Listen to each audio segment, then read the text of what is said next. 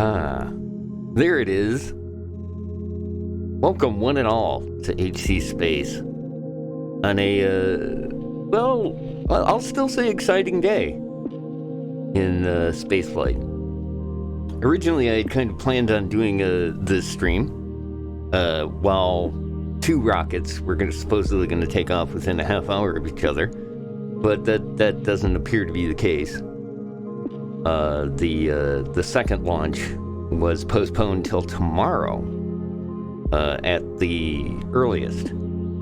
But there is still one that is going to be happening, and it's in about, I kind of timed it out, so it's about an hour from now we're going to start kind of focusing in on what's going on. And fingers crossed, we'll get to see a launch here in the real world. But before we get to that, I have plans of introducing some of you, and for others, reintroducing you to a little game called Mars Horizon, which we played the last stream, and I was very, very glad to see and rather surprised that Oric Digital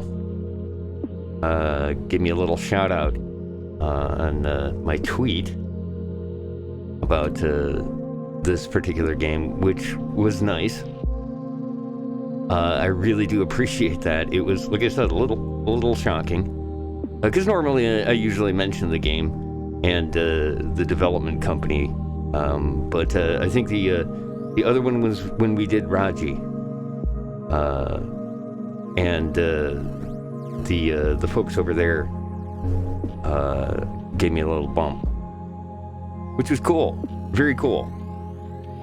But that isn't just the reason that I'm revisiting this for this stream. I think this combination worked really well, and it was a lot of fun going back and watching the VOD. And I also noticed that quite a few other people thought so as well. So I wanted to say a big thank you, of course, to all of you that are watching the VODs after I get them posted. They only stay up on Twitch for 7 days, but you can always catch them over on my YouTube channel there, without doubt. And part of this, let me bounce on over to here real quick, so you can see the promos for other shows that we've done like this with HC Space. This one today is just the Falcon 9 launch. But before we did this earlier in the week, and this is the one that's still currently up on Twitch and got uploaded right away to YouTube. The Artemis 1 landing coverage. That was a lot of fun, and we're going to talk about that a little bit later. Before that, we did the Mars Perseverance landing coverage, and I think, if I remember correctly, this is the first time I toyed with this idea of playing a game while we wait, because sometimes that's how it goes. And I think we had done that. We did Surviving Mars right around that same time. And then this just ended up being kind of a coincidence. We were doing one of the other DJs over at trekradio.net, GG Hick, who's also a mod for my channel here. He does a radio show before mine, and usually we kind of get together and just chat for a bit on the radio show. And he and I just happened, all the right things aligned up that we got the opportunity to watch the launch of Artemis 1 while we were on air. And technically, yes, it's not part of HC Space, but it was definitely, I thought, a very HC Space event. And I had created that particular card, this one here that's coming up, for that radio show. And I believe I tweeted that one out while it was going on. But, man, that was a lot of fun. And then I decided I was going to carry it over, obviously, to this medium, playing the Mars Horizon game as well. And so we're going to kind of continue doing that. We're going to take a look into that. But before I get too much farther, once again, I want to make sure I say thank you. And it is greatly appreciated that you join me here for these little experimental type things. Just having a lot of fun with playing the game and hanging out with folks while we do the launch. So, like I said, thank you so much.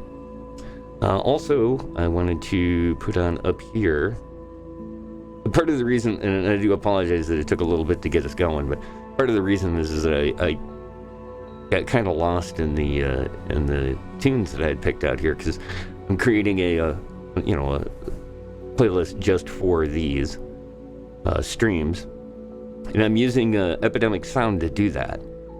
And so a lot of the time, while I'm tinkering with stuff, I'm listening to it in the background and selecting songs and stuff. And sometimes I forget how good some of them are. So it's always a lot of fun. Like, it's like, all right, you know what? I'm just not going to interrupt this one. I also did a little rearranging and realized that it was a good chunk of time that the songs that I wanted you guys to hear were played. So also, I always love going back and watching the VODs just for some of the music sometimes. But yeah, I get that through Epidemic Sound, DMCA stuff. You're totally clear with it, so we're good. At least on Twitch.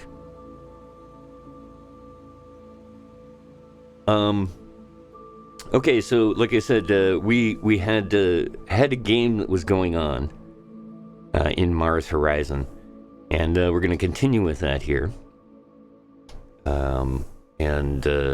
This particular game, we're about 10 years ahead of the actual historical events for this time period. And before we do that, let me make a quick adjustment here. There we go.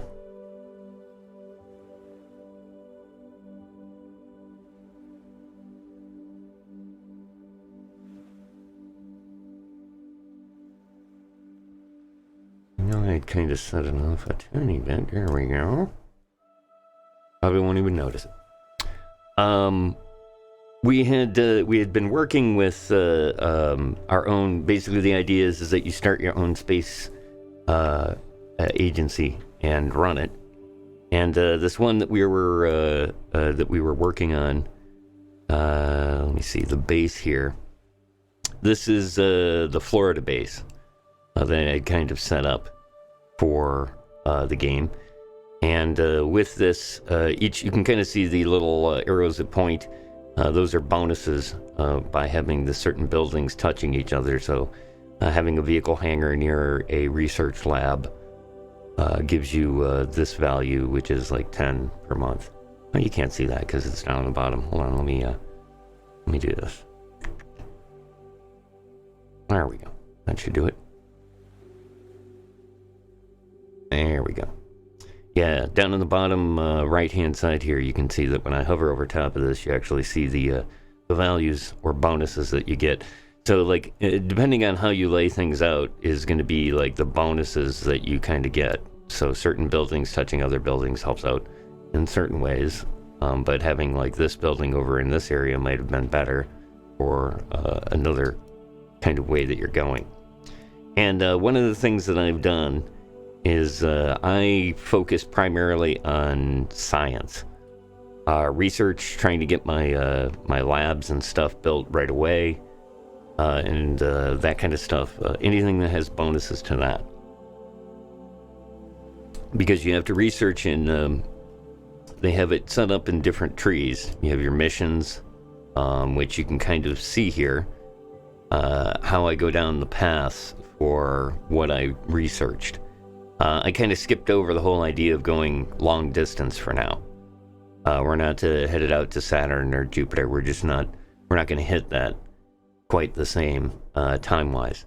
But I've already got the International Space Station built, and it's 1977. We've got, I think, 3 or 4 space shuttle orbiters that we use to run low Earth orbit missions. And these are all the buildings here. Pretty much, I researched out all of the buildings. There's a couple that I usually don't kind of mess around with that usually involve diplomacy or working with other companies to build things. I'm just going straight self-sufficient as far as the base is concerned, which helps out a lot for research. At this point, we're currently working on getting the SLS system researched. So we're working on a block tube SLS booster, and it looks like that's pretty close. We'll probably get that done in the next month. Okay, so kind of gives you at least a little bit of an idea of some of the background stuff that's going on, because we're going to be running into quite a bit of that here as we play along in the game. The idea is that I've kind of set up the main goal of the game is basically put boots on Mars. And at this point, I am currently, this is one of the missions that we're going to take a look at here, the Global Surveyor mission. We're going to run this around, and then this kind of like, as you complete certain objectives, obviously you can do other kinds of stuff with it. So like here, by doing the Mars stuff, that's going to get me going for the Mars section of missions, which I'm going to have to do quite a bit of research to complete, but again, that's part of what I'm trying to do, is really max out the science stuff as much as possible. And what had happened here is about 1965, I kind of swung the missions that I was doing and the kind of stuff that I was doing more towards piling money up. And you can kind of see that's happening up here in your funding. It shows you how much you get per month, which is the current funding. Because I've gotten things done much quicker in time, you tend to get you start to get more money faster. So the idea is that by doing it around the right time, you kind of coast for a little bit without having to gather money, and then do this stage that I'm at here, where I'm kind of piling up the money. We spend a lot of money on having astronauts, 304K, and then our but you can see here that the actual buildings that we're using are only 70K more for that entire facility. So technically, we kind of trying to we're actually investing more money in the astronauts now in order to have more manned missions as we go forward. One of the manned missions that's coming up is we're going to send a couple of folks to do some lunar roving on the moon. So we got that coming up in 2 months.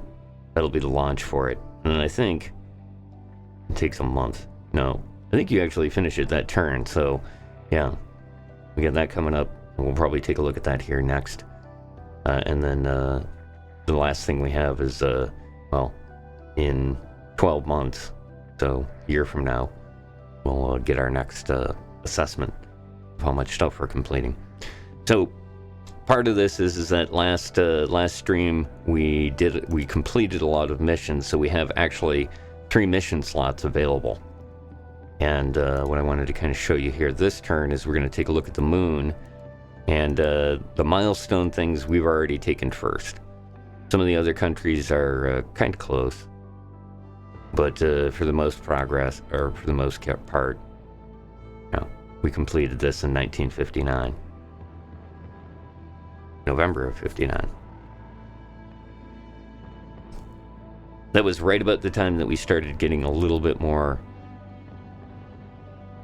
more money instead. because like I said, our research is about 10 years ahead of everybody else. We did the crewed moon landing in September of 69. You kind of get the idea. We did about a 10-year gap between the actual orbiting and getting stuff done because we were switching over. So we've got the option here. We can do a mission with, which is, in this case, it's a joint mission, which I tend not to mess around with it because a lot of the time what this is usually the other countries absorbing your more advanced research at that point. We don't mess around with that as much. But the nice thing is that it looks like we've got another two Mars missions that we can plan. So my plan was we're going to plan this atmospheric sensors one, and basically we'll build the payload for it here. We can go with a Mariner 1 or the Mariner 8 probes at this point. And I think the 8 is a better one. But if you take a look down on the bottom right there, you can kind of see it's about 150K more. But it's also better reliability. And of anything that we have as far as launching stuff goes, reliability is our weakness in the payloads that we build. So we're gonna go with a little bit better one. We'll pay a little bit more, but we'll get a little bit better out of it. You can see here that the rating it's currently at is on how many times you've maybe run that particular payload or not. The other options that we have are adding more observation modules, so that gives us more of the when we do the mini mission or the side mission, that gives us more of the blue item, which is observation. The navigation modules give us more of the purple tokens, which is your navigation option. It'll give you more of those per turn. And then, of course, the all-important energy, your power. We can spend, looks like almost, no, not quite, but it's about 70, about 25-30% more for this one to have more power. More power means a better chance of better outcomes when you're executing the mission. So that's actually probably a good idea, especially since we're talking about doing these are the Mars things. So you can kind of see what I mean by it was going to be a little bit more expensive to rush the Mars situation, but you can pay for it, and we will. So we'll have them start building this. Everything's good. We'll find out what the trade is when we complete it, and then they do actually, in this case, they're going to give us a recommendation that we should have that part researched in order to do this one correctly. So that'll be good enough. That'll be a pretty good ship. Got a 10% chance of positive event, 15% negative, so we'll see how this turns out. But we have a bonus for space systems expertise because we researched it. Alright, so we'll get that going. And like I said, we had another Mars mission here that's available. Doing more photography stuff, which is always a bonus. You can see here this is a big chunk of science, and people want us to do this. Well, quite a few people. And it's also a binary number, so it's usually a good sign, right? We'll get a little bit more advanced in the Mars expertise, or the Mars experience, which obviously guarantees a little bit more success when you actually run the Mars missions. So, racing there to do it, should probably get some positive, input first. Do a little research. Which comes to this, is that by running this mission, we'll also unlock the improved guidance systems for our launches. 20% chance of a positive event during the launch. That's damn good. So yeah, you get a nice thing there. We'll plan out this mission as well. Since we already ran one of these, we don't have a choice. We have to use the Mariner 8 in this case. And you'll see here that it's got a lot of iffy stuff going on. We can't really build it better, so we'll just have to pay more for it, which is fine.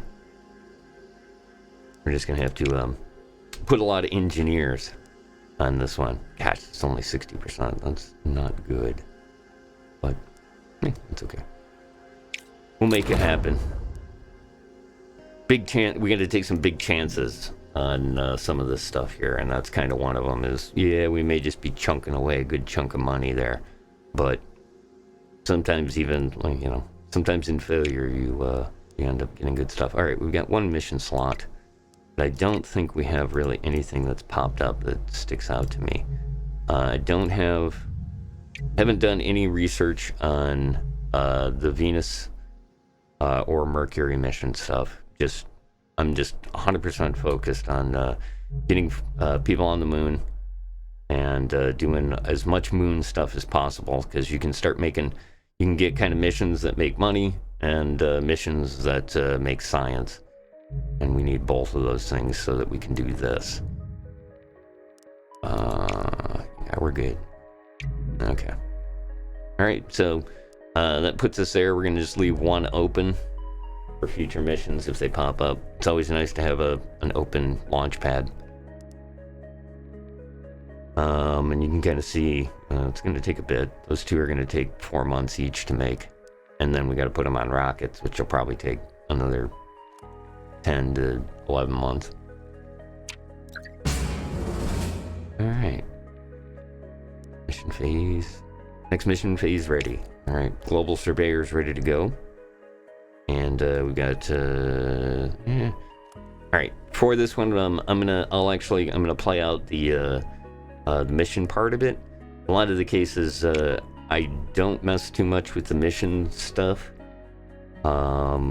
During streams, it's just I don't know if it's very exciting to watch, but we'll do this one so you can at least see how these work. And I always kind of like to, if I'm gonna auto resolve it for like bigger and first run missions, I like to kind of play them out.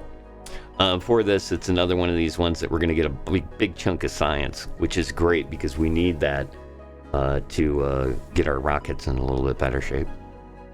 And then the other part of that is that we get some more support. Remember, you got to have support is what kind of gives us the higher levels so that we can earn more per month. And it would be really nice to pick that up. But this is another one. We get the advanced shock absorption system. Remember I said reliability was a problem? Well, here it is. There's a plus 5% if you add it to your rocket that you build. Improves the fairing shock absorption, reduces stress on the payload during launch, lessens the chance of instrument damage. So this is kind of a big one. This is a good one. And I thought this would be a good one to go through and show you how missions are resolved.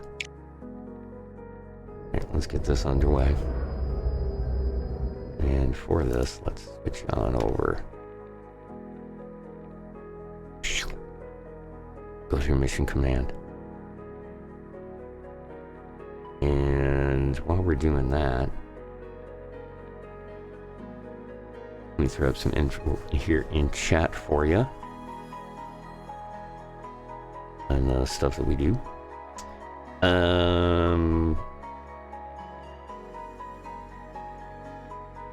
Yeah.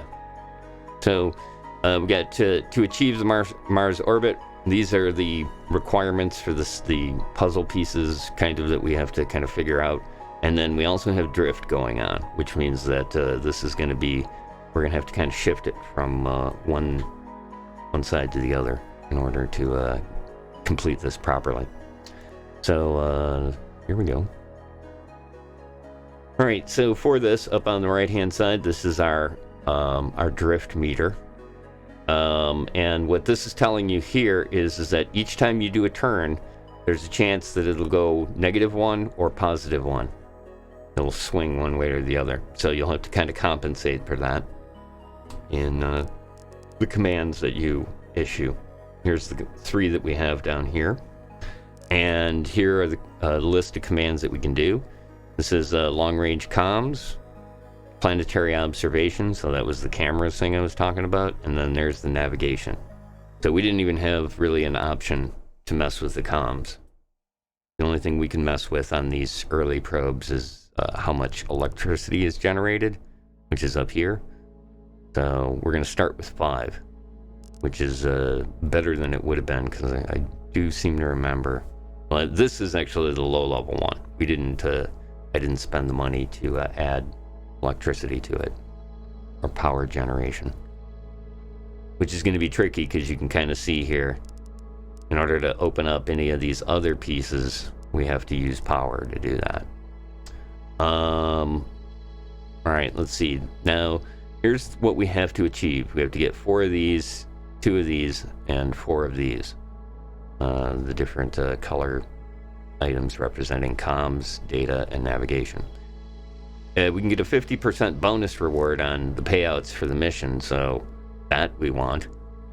And to do that, we have to basically do 8 of the comms, and 3 of the data, and 8 of the navigation to do that in 3 turns. This is tough. This is kind of a harder one, because you also have to worry about this, which sometimes you don't want to have to spend the points on this, but you need to because you're drifting out of the way.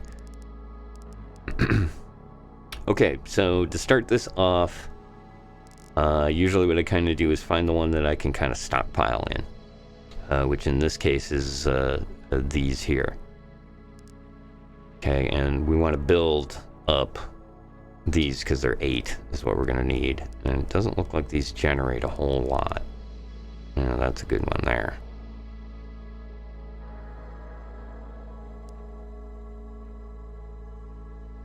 Yeah. Might be a good idea. Let's run this first. We'll run this. Then we'll spend another on this one. That gets us up to 3 and 3. Yeah. And gosh, I don't want to spend that kind of electricity. We can always just recharge. Let's recharge this turn.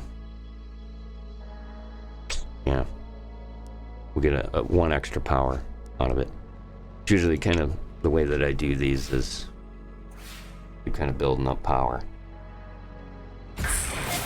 Okay, that worked. No problem. Alright, navigation. And, okay. 24%, not too bad, but that's our, that'll get us our data that we need. So we went navigation and data, and now we're in pretty good shape, actually. We didn't drift at all, which is good. We don't have to worry about using these or having to select these in order to fix that.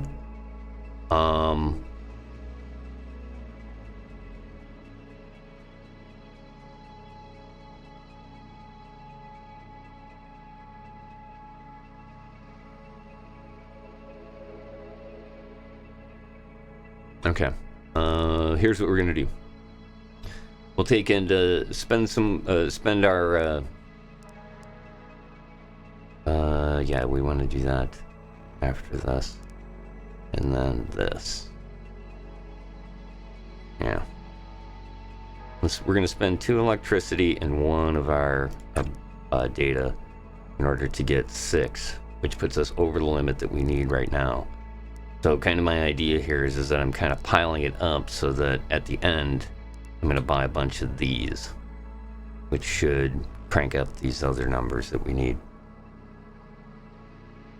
Problem is that it's expensive in energy, so we're going to run another power charge up and pop a second one of those. Not bad. We got 3 turns left. Usually I try to get this done before the last turn because there's a alarm system that goes off if you don't. Oh, okay, that didn't work. But that'll drop us 2 instead of getting the 4 that we want. Or we can use a power in order to fix it. And if we use the power, we'll get the 6. Yeah, we're going to do that. This is where having the electricity is super helpful. Oh, okay, good. Whew. It worked. That one didn't fail. It was darn close. That'll get us our other 6. There we go. Alright, in this turn, like I said, we didn't drift again, so that's super cool. We're going to try to avoid that, even nudging it if we don't have to. Sometimes you can, but I think I can do this way.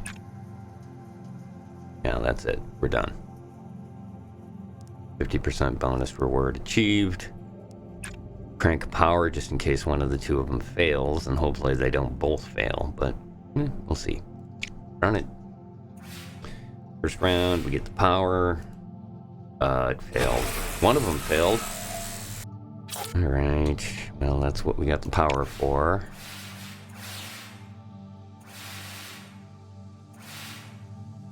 Come on. Okay, good. Good. Okay, not only that, but this one hit critical. So we also get an extra point because it criticaled. We're good. Mission complete. Nicely done, everybody. Nicely done.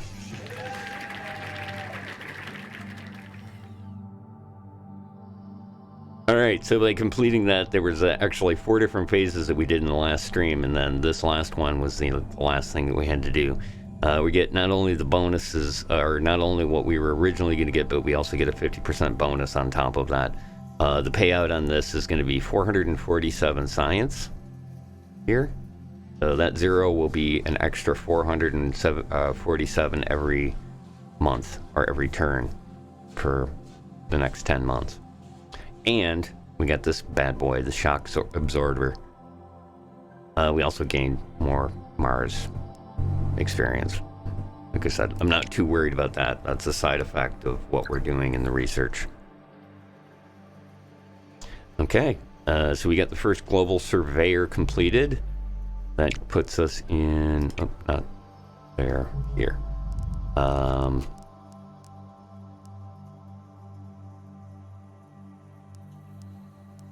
I think it's actually on the planet now that I think of it. Pop on over there. Let's pop on over to Mars real quick. Yeah, milestone.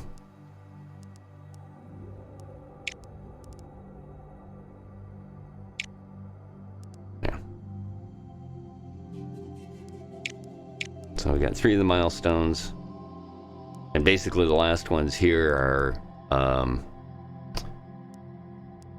landing, putting a hab down, landing, putting a hab down, and we'll get this prep for Mars when we complete the that other part that I was saying that I'm not too worried about, because that's still a little ways off. All right, so for the next one here, yeah, we're gonna do that one too, and then looks like we've got a pretty good time.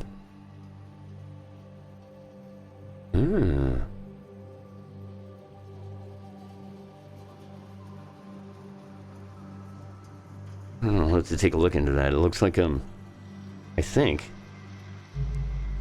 I'm doing the math right. I think they've pushed back the launch time. Like I said, the second one got canceled, I thought. Maybe the first one did, and because that is the time that I remember. It's saying 5:15 Eastern. Oh, here. I'll show you what it's saying. Alright, one of the feeds I got going here.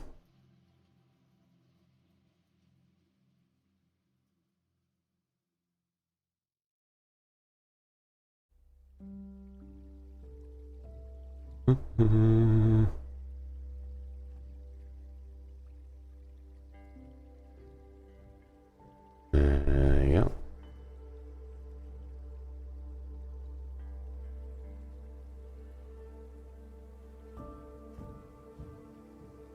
do it a little bit different. There we go.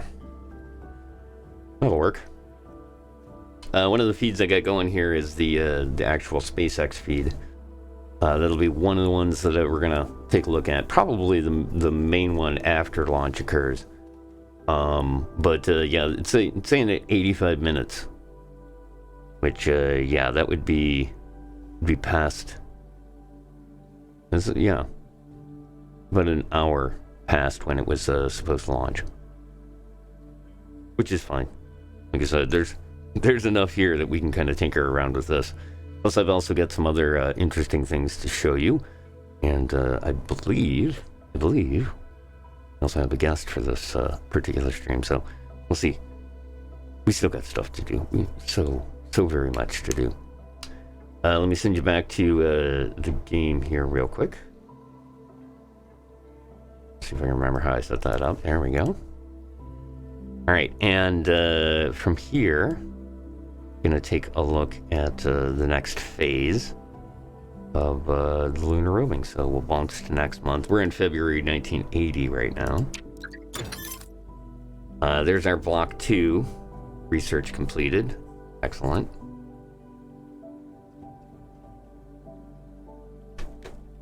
This is our heavy lifter, the SLS system. And we got this happening. Ooh, suboptimal date. That's right. This is stressful. I'm not gonna lie. One of the things about this particular mission is that it's gonna be a rough takeoff, and we've got 4 astronauts on this one. It's part of the reason it's a rough takeoff. We've got 4 astronauts, and we're trying to run the lunar buggy with it. So, gonna be tough. So, I'm really gonna hope for good conditions here. Okay. Alright, well, that's not too bad. Let's, yeah, let's do this one.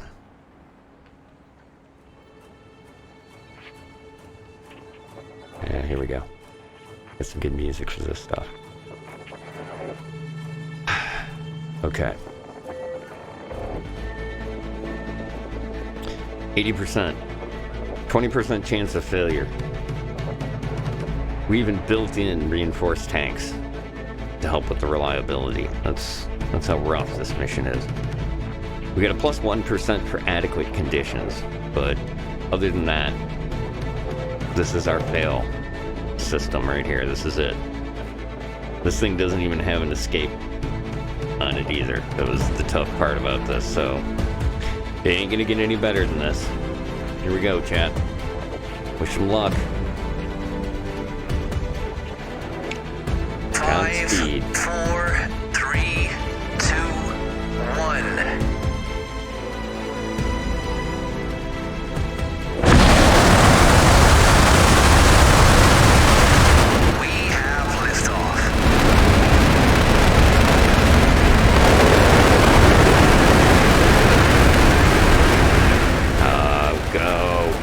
Go! Hell yeah! Hell yeah! Oh, look at that! Oh, oh, oh. Well, we get a negative effect. As you can see. Got a bit of a negative effect here. Uh-oh. Yeah, I know. But look, it's 6%, so that means it looks like we got 1% over completely blowing up. And you'll be happy to know that GG Hick was one of the crew members on this mission. So, if I'm correct, already a hero. Because he had flown the... I forget what mission it was. The very first, I hired him and basically stuffed him into a capsule.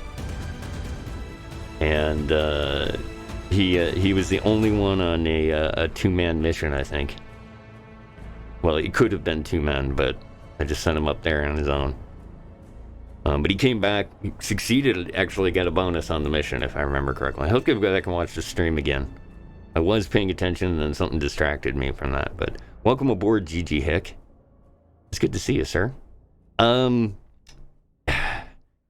only vaguely getting this info. But if you could get a chance, take a look and see if they've rolled back the Dragon launch. Because from what I'm seeing from SpaceX and their live feed, it looks like it's they've rescheduled it an extra hour. It's saying at 5:15. Okay, cool. Yeah, I'd hoped you would. Once again, my mod, an all-around great guy, GG Hick. Don't forget, like I said, you definitely want to make sure that there are a few people that you follow. And, yeah, he isn't on the list. Oh, here we are. There we go. I gotta put the pictures back in. I turned off the pictures thinking that it would be easier if I just looked at the names for people, but quicker anyways. I could look out of the corner of my eye. No, I definitely need the pictures. Also, thanks to everybody that's joining us and watching along on the stream. Really do appreciate it. And this is just a moment of victory here. Okay, again, 1%.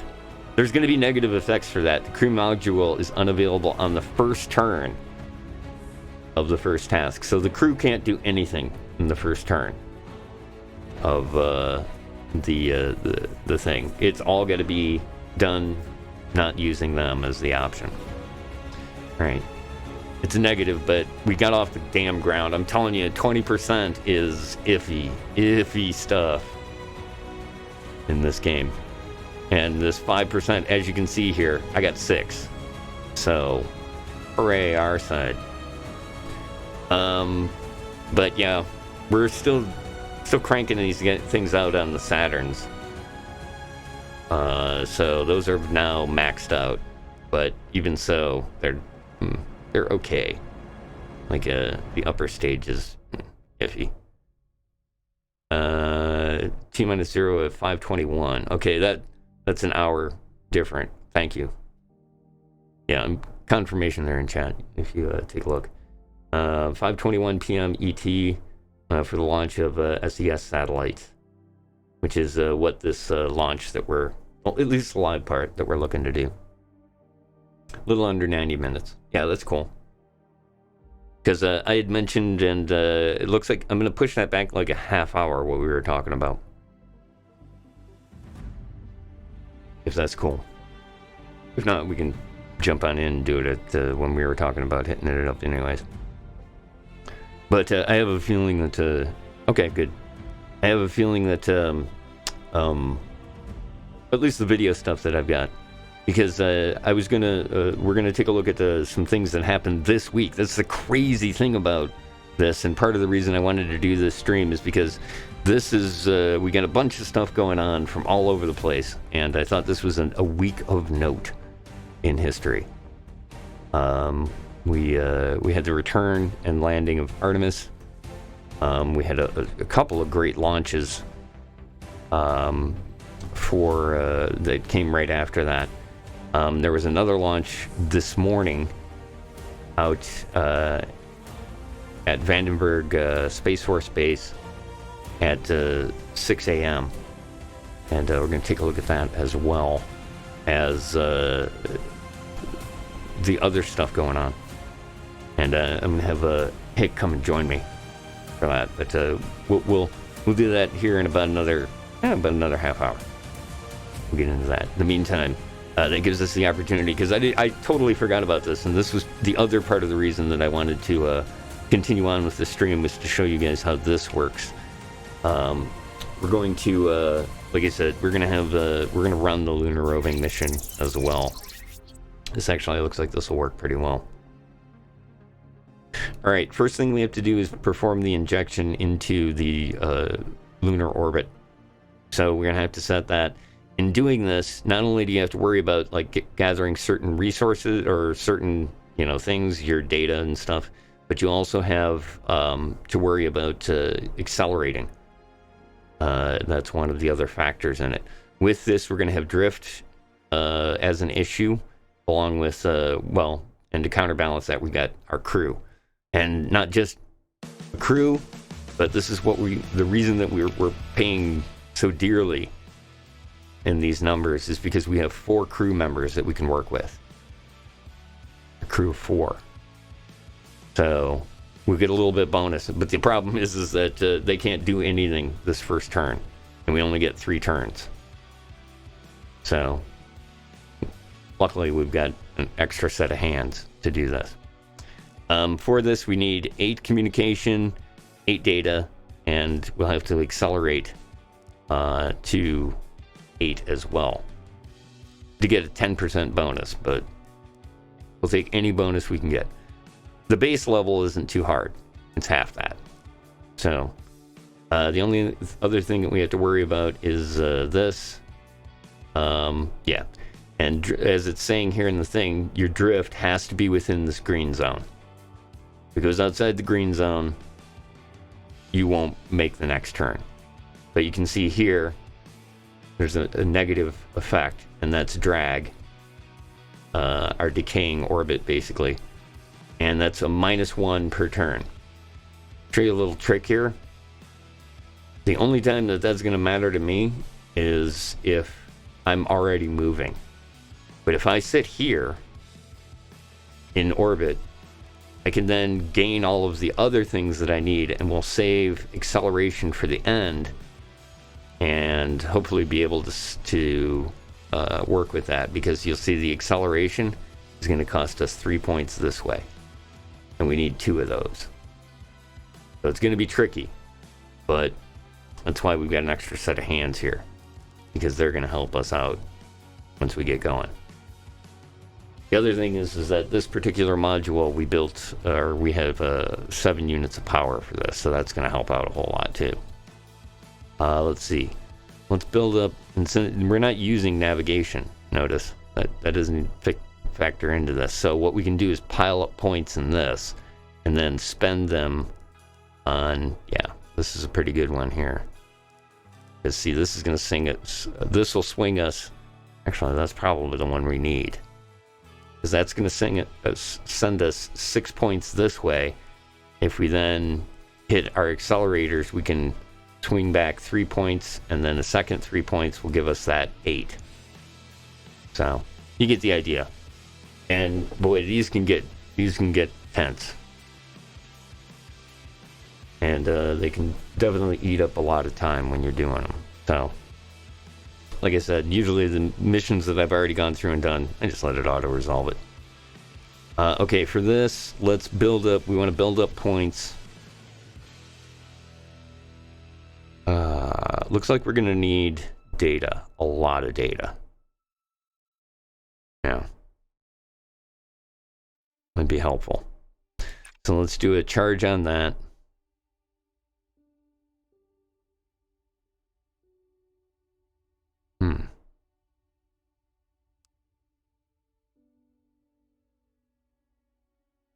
Cool. Okay, I see. Gonna running some numbers here, trying to figure out how this is going to work.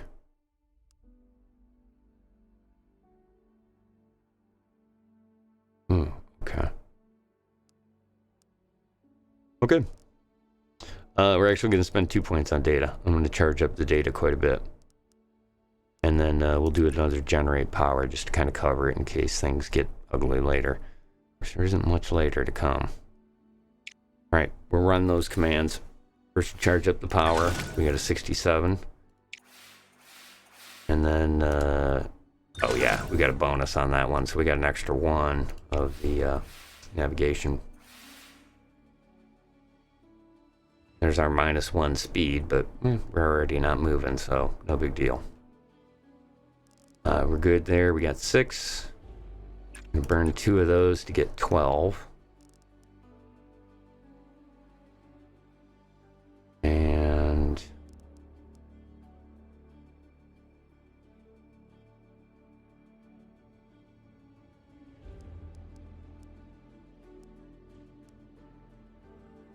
now we have the crew options.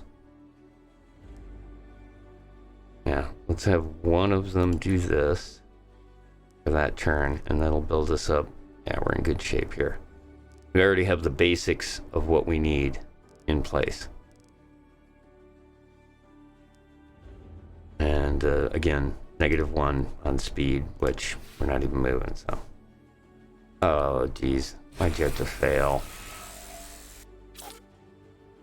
Alright, -1 on... Oh, that's okay, actually. I'm not going to worry about that. Because we're going to get 5 points instead of 6. That's fine. We're already a little overcharged on that anyways, and power is going to be essential for this next turn. There we go. Alright, not great, but we'll take it. Alright, now our astronaut. Let's see what they do. Oh yeah, we're good. We're good.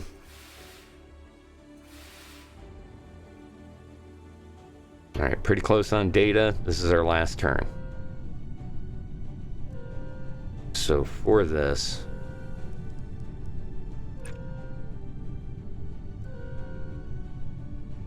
Gotta swing hard this way.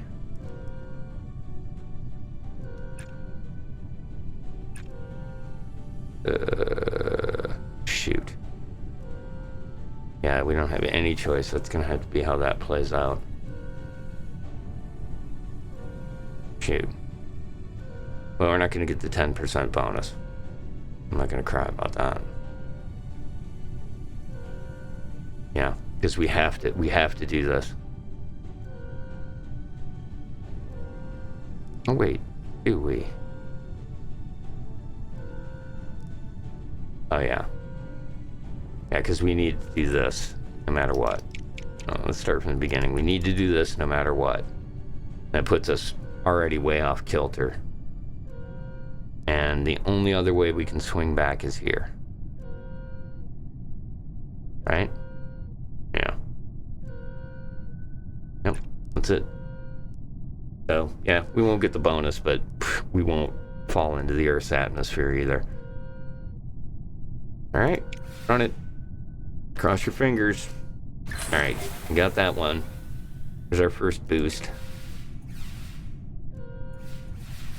There's our second boost. Alright. That's good to see. Alright, we got the speed we need. We got... Yeah, we're good. Yeah, we're good at this point. It'll suck if this fails, but we've got plenty of power. Yeah, there we go. 61%. We are on our way. Alright, so that's our translunar injection part of this. Next part of this. Let's see, let's go with this.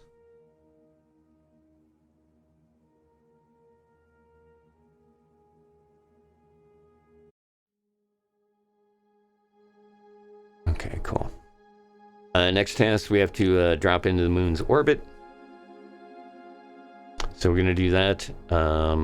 We already start off in a negative situation.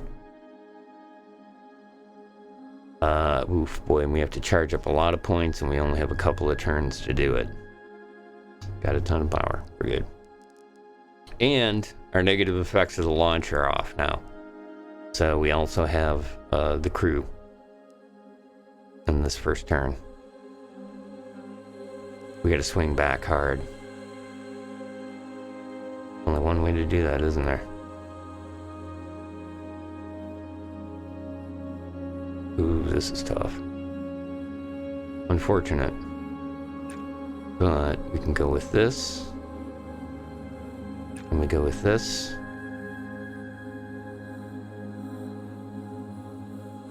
And that.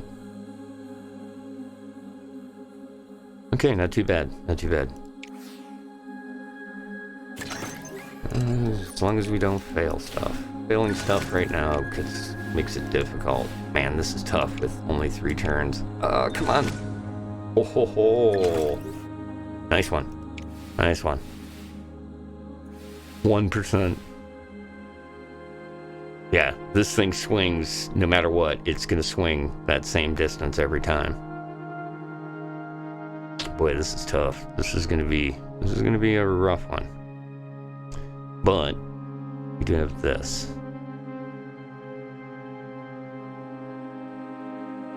With this option now, that puts us there.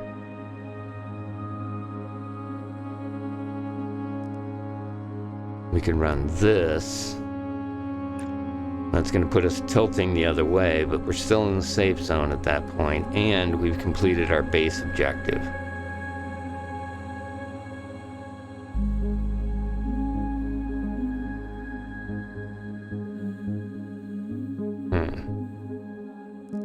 Let's go back a turn. Do this instead.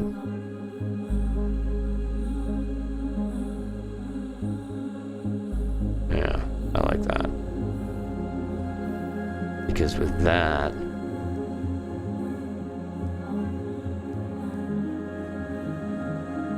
can we do that? No, we want to do something else. We want to do this. That'll be next turn. We need to burn up a charge with this one. Right? Yeah. Burn up a charge. Should work. It should work. It's just, it's just them smashing into the moon or going off and drifting in space forever. Nicely done. Got it? Last one. Oh yeah, look at that. We got a bonus on that. Hell yeah. Nice. Alright, last turn.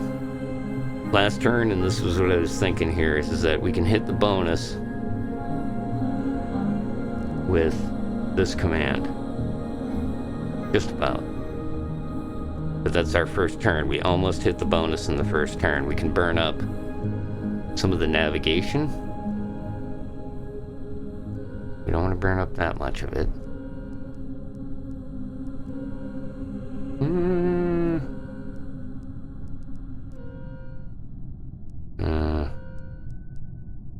That works.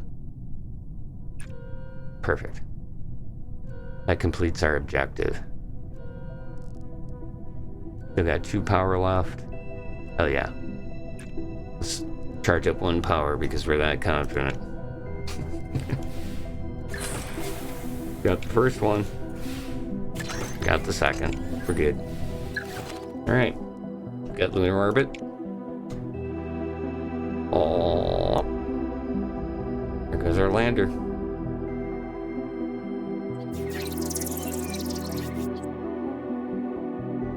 Lunar descent. Next phase. That's the same one, isn't it? Basically. No drift. We burned off that drift. That's good. Alright, let's see if we can do this without having to shake this thing all over the place. I don't think so. We'll start here. We'll have the crew start some stuff. Yeah, we're gonna have to... Hell, do we?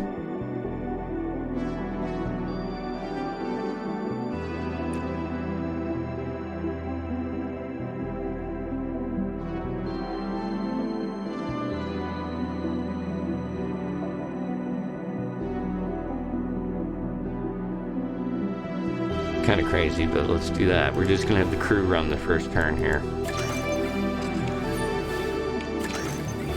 Alright, yeah. Good job. Alright, they got that completed. Next task. Got 2 turns remaining. We need a lot of data.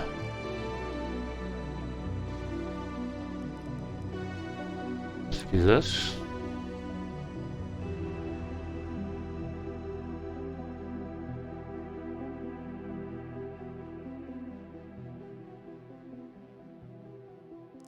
This.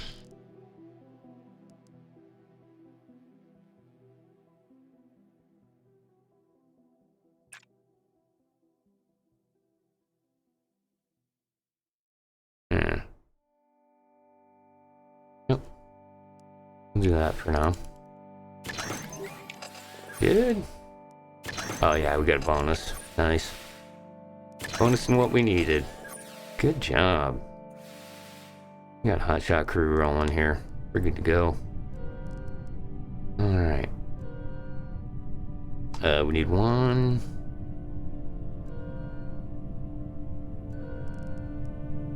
Is this? We're gonna swing it hard that way.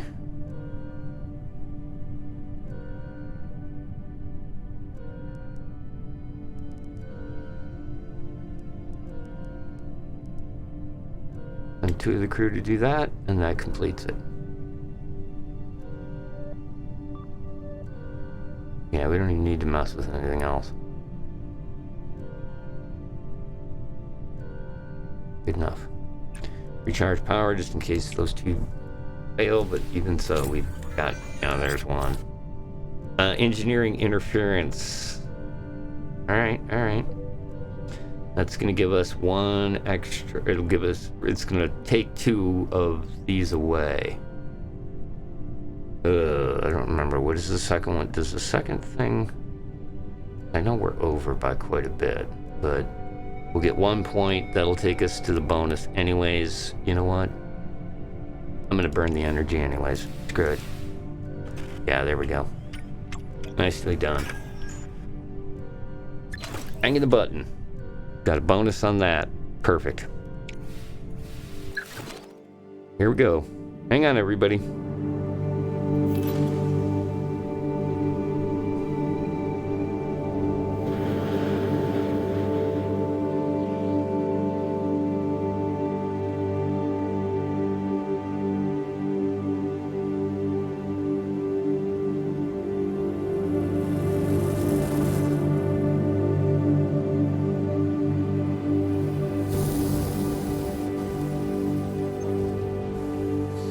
We have touchdown.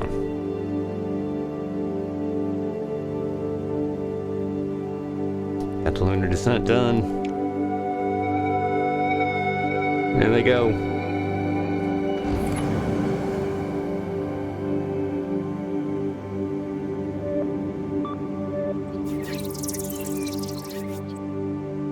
Back with the command module, next step.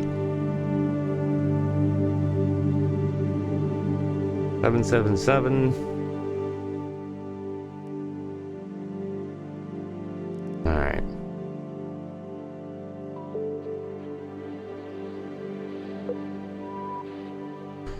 Returns. Oof, look at this drift. That's pretty hideous drift. Good catch, sir. Thank you. Alright, let's get these 2 guys working here.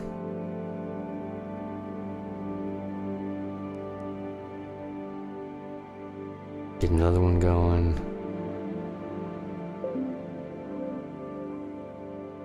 Damn, another one. Look at that. Once again, get the crew doing all the work. First step. Alright, and they get a bonus on it. Popping the button. Hell yeah. Bonus. Gonna fail. It's okay. A lot of power. A lot of power in this capsule. We'll spend it. Alright. Base requirements met. We get a 30% reward on this one if we run. Oh, we got 2 turns to run that. We're done. We're good. We just gotta figure out what numbers we need to put where. This looked like a promising thing. Let's have the crew do all the stuff. Yeah, that's it. Don't need to worry about even drifting. We'll do those, and we'll throw 1 into power. Boom, that'll get us back. Heading home, boys.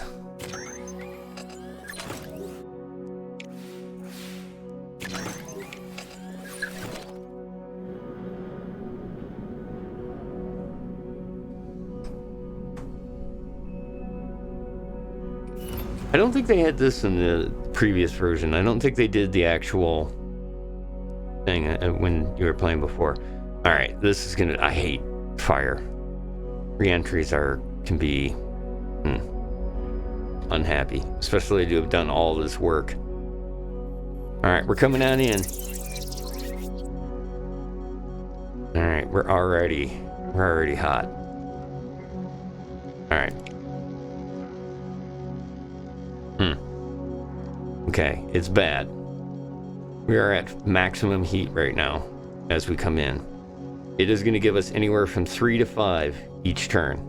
We have to keep it from hitting here. Preferably, the further we can get it over on this side, the more heat we can bleed off, the better we are on re-entry. And it just so happens that one of the things that we can do is we can have our people really are the only ones that can take care of this. You'll notice that one of them takes one of them and 2 of the things that we need the most of. And we can generate a lot of those on data, which is here. That's where we generate a ton of them. So those are our target things to look at. First thing I'm going to do is get this fire out. Boy, that's nice. Notice you can only do it once, though. Once we've done it, you can't select it again. These are a single option. And in this case here, the reason we can't do this is because we don't have any of these. Which is fine.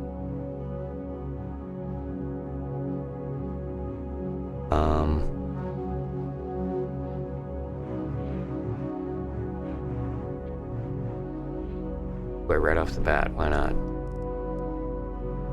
And our gyroscopic stabilization in place. And let's get these other 2 crew members working. Alright. Here's the thing.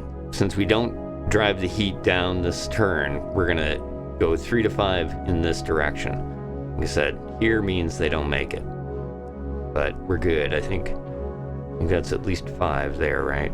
Because it's at 1. Yeah. So that's 5. It's got to go into the negative still.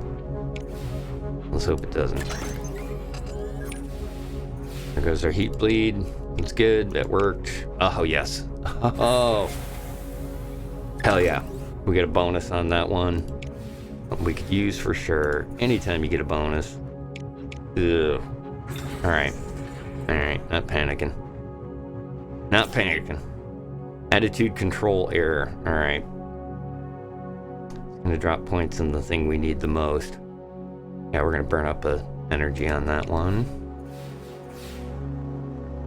Alright, there's the heat. Oh, man, it hit us hard. Let's see, the difference is this time we can do a couple of good things. Let's get both of the crew. We'll get the crew working on the heat.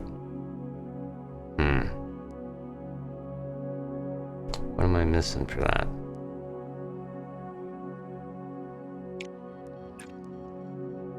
What do you mean? That's all they can do? Alright, well, that's all they can do. How are we going to spend it? We're going to use up energy first. Yeah, we'll use up the electricity first. We'll use 1 person in that.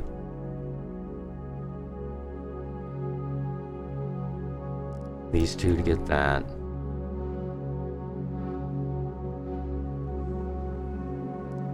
Use these other 2 crew members here. No, there's nothing else we can do. That's a good way to do it. Okay, we beat the bonus here. We just need 2 more points and we're good to go. Yeah, we can pick that up in energy. Alright, hang on to your boots because it's going to get hot in here. Let's hope that's closer to the 3 side. Alright, good. We bleed off the heat. That worked. Commands worked. Alright, good. That one's gonna work. Not great, but whatever. Alright, here it comes. This is the moment of truth here. How hard?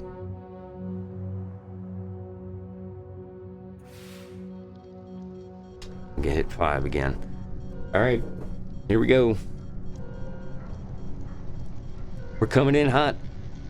There's our 2 points that we need to hit the bonus. The best we're gonna do on heat. Yeah, that's it. We're good. I'll even do that to get a bonus on that. that covers our cost for this. Let's do it. Hell yeah. There's the heat.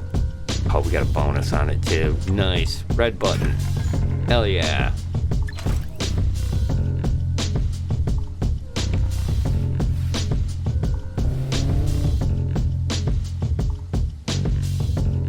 Yeah, baby.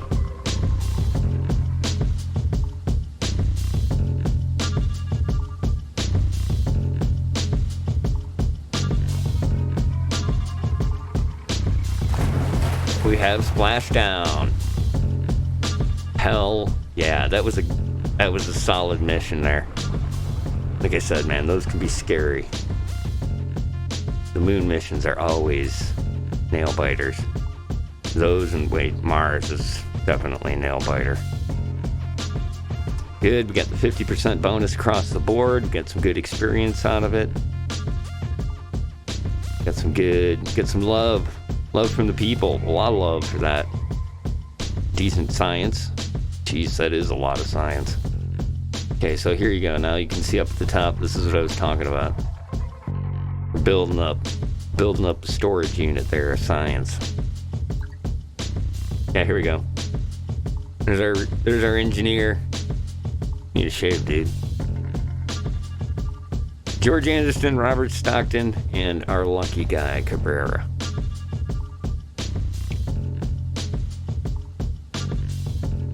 Hell yeah. That was a good one. Alright, we got a ways until these missions are complete. We've got funding review in a couple of months, I think. Let's see, our research is completed, so we're going to need to go to our next research item. And, yeah, we're going to put the supplementaries in place. We're going to get that going. That's going to take a couple of months. That's going to chew up some science. I think with that coming in the next couple of months, and I think that'll be enough that we can get the SLS done by the end of the year. If we can do that, that would be awesome. Because then we start 100% rolling our points into getting this part, the missions, unlocked. We may even run a Voyager or two. We had originally kind of slated that in the 90s. I really want to be like all set to go. Get ready to drop all of this by the mid-90s. I'd love to have this stuff going on. Perseverance, Curiosity, get that stuff on the ground by the 90s. And we could probably get the rest of this Mars stuff done early 2000s at this point. In the meantime, we got to get the vehicles for it first. So we'll let it do its thing there. As I'd mentioned, we have one mission slot. Oh, we have 3. Oh, that's right. Okay, so that's what we need to do here. Let's take a look at what the requested missions are. This is new. 600K. We're not really going for money right now, but why not? We've got extra slots. This is a nothing mission. Like, this is the base level. This is like a sounding rocket, basically. We could run that. We could run the GOES on it. I might want to go with the GOES for this. Yeah. We're going to have it auto-resolve this anyways. Yeah, this is, like I said, man, I tried to pick a good selection of stuff. A little bit as it got kind of going. And this midsection here was designed for this, doing this mission. Or doing the lunar lander thing. Good. What can we give this that'll give it a little bit of a nudge up? Put more. I still like putting more power into it. More power sounds like a good call. 301K, that's fine. We'll build that. Get that going. Back to mission control.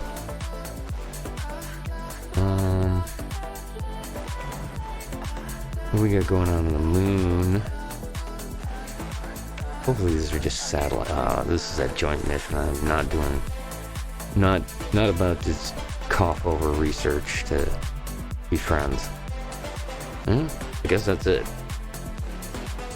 And this was the corner that I was kind of concerned about painting myself into, is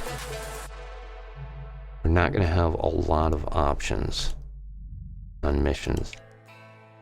Got a crude observatory. This is an ambitious one. You know what? I think we've already got a Skylab up there right now, but let's put another one up. Yeah, let's put another one up. I'm tempted to just do a base one and not spend a lot of money on this. Because, man, that's a jump. No matter what you do, it's a pretty good jump. We do have a lot of crew, I think. Let me real quick before we get too deep into that. Let's see how we're doing.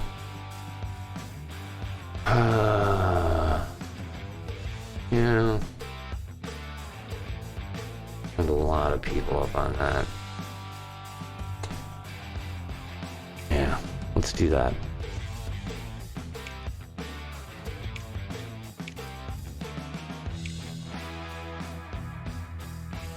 How many people? 3? Yeah, okay. That's not a lot.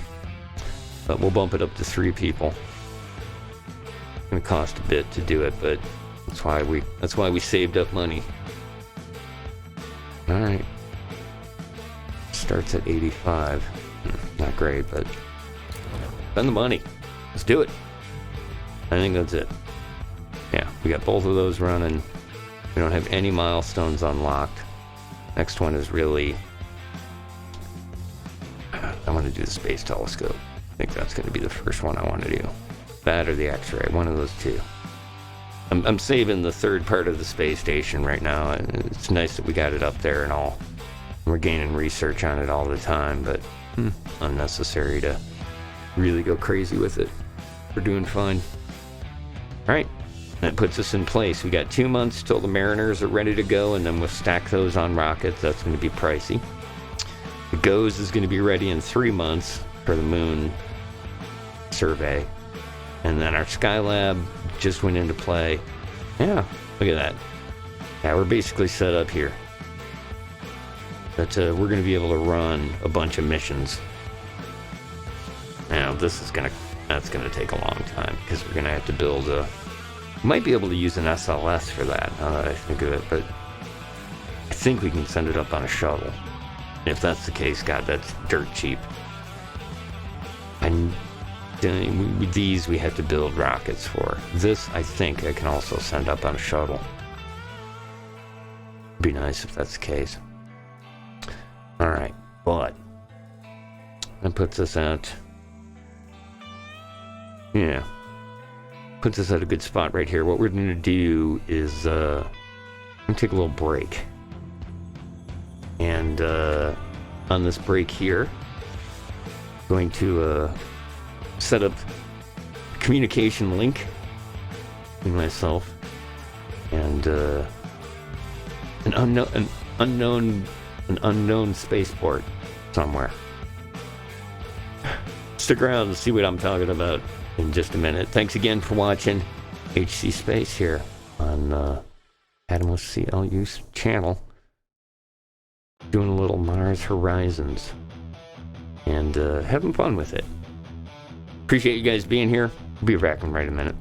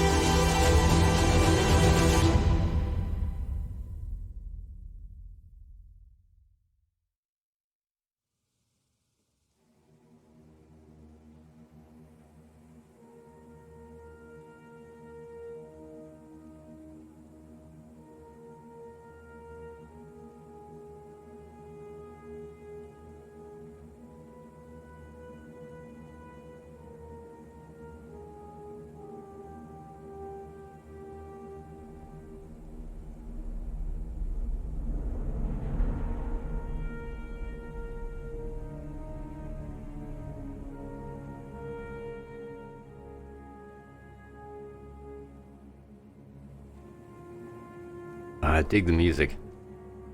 It's good stuff. Once again, Epidemic Sound. On some winners this time, I think. There's some good stuff for this. Thanks again, everybody, for joining me.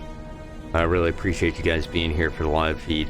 And also, obviously, for those of you watching the VODs in the future, man, big thanks. Really do appreciate it. I've seen quite a few people watching it. I'm very happy that there's interest in it, and I'm glad you guys are having fun with it as well. Okay, so for our next part of the stream, technically we've got, about 40 minutes, I think, roughly, till it's ready to go. And I thought this would be good. It's got kind of an epic feel to it. Let's hook up the satellite relays here, and let's say a big hello, and see if we can. There we go. Say a big hello. No, I guess it does have to be there. Give it a try again. All right, now I'm confused. Why? You see that, and you can see that. Supposed to be coming in that channel. I see you lighting up. Weird.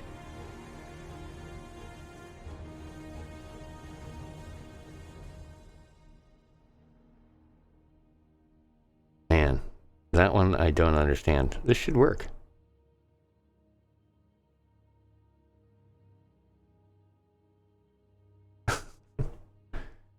Well, looking at a wonderful. There we go. I think maybe. About to get frosty and take a couple satellites. Maybe if I unmute the channel, it won't be an issue. Hold on here. Where is that coming in from? We also have Patrick Cahoon here operating in the studio.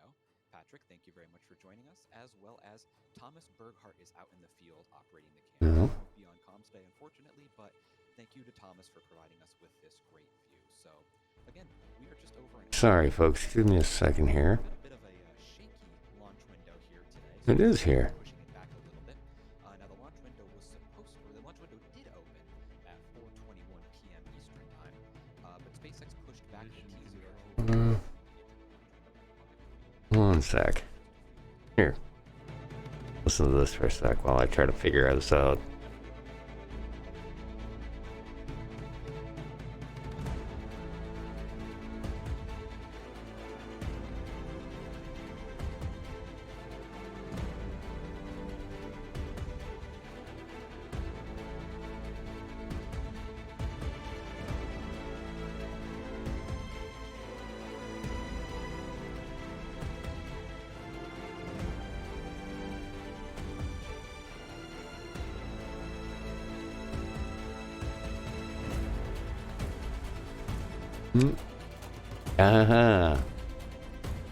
Now it makes sense.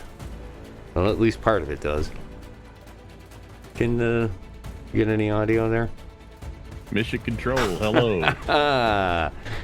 Hello. Oh, I'm very well. Hello. Good.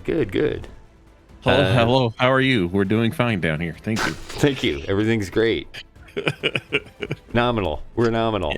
Nominal. That's How right. are things there? Phenomenal day. Welcome. Thank you. Thanks for having me. Stream. No, I appreciate it. Like I said, I was kind of hoping that we would get an opportunity to basically do this. Take a listen and look at some of the stuff going on. Mm-hmm. And this right here is, I believe, let me double check. Yeah, this is the live feed right now. So they're doing, filler. This is over at spaceflight.com. Yeah, NASA spaceflight. Yep. Yeah, they're doing their filler material. But there we go. Here's nobody can seem to tell when this thing's going to actually launch. I guess SpaceX doesn't start their stream for 30 minutes, but the launch isn't for another hour. I thought everybody was like starting up their streams like a half hour before. Yeah, let's see. Here's SpaceX, and they're saying 29 minutes on their start. Well, they start the broadcast. Yeah. Right. So yeah, Probably. I've noticed it's been usually about that, but yeah, it's saying 5:15 is the start of that, which is fine, like I said. Because basically what I wanted to kind of take a look at was a couple of other things.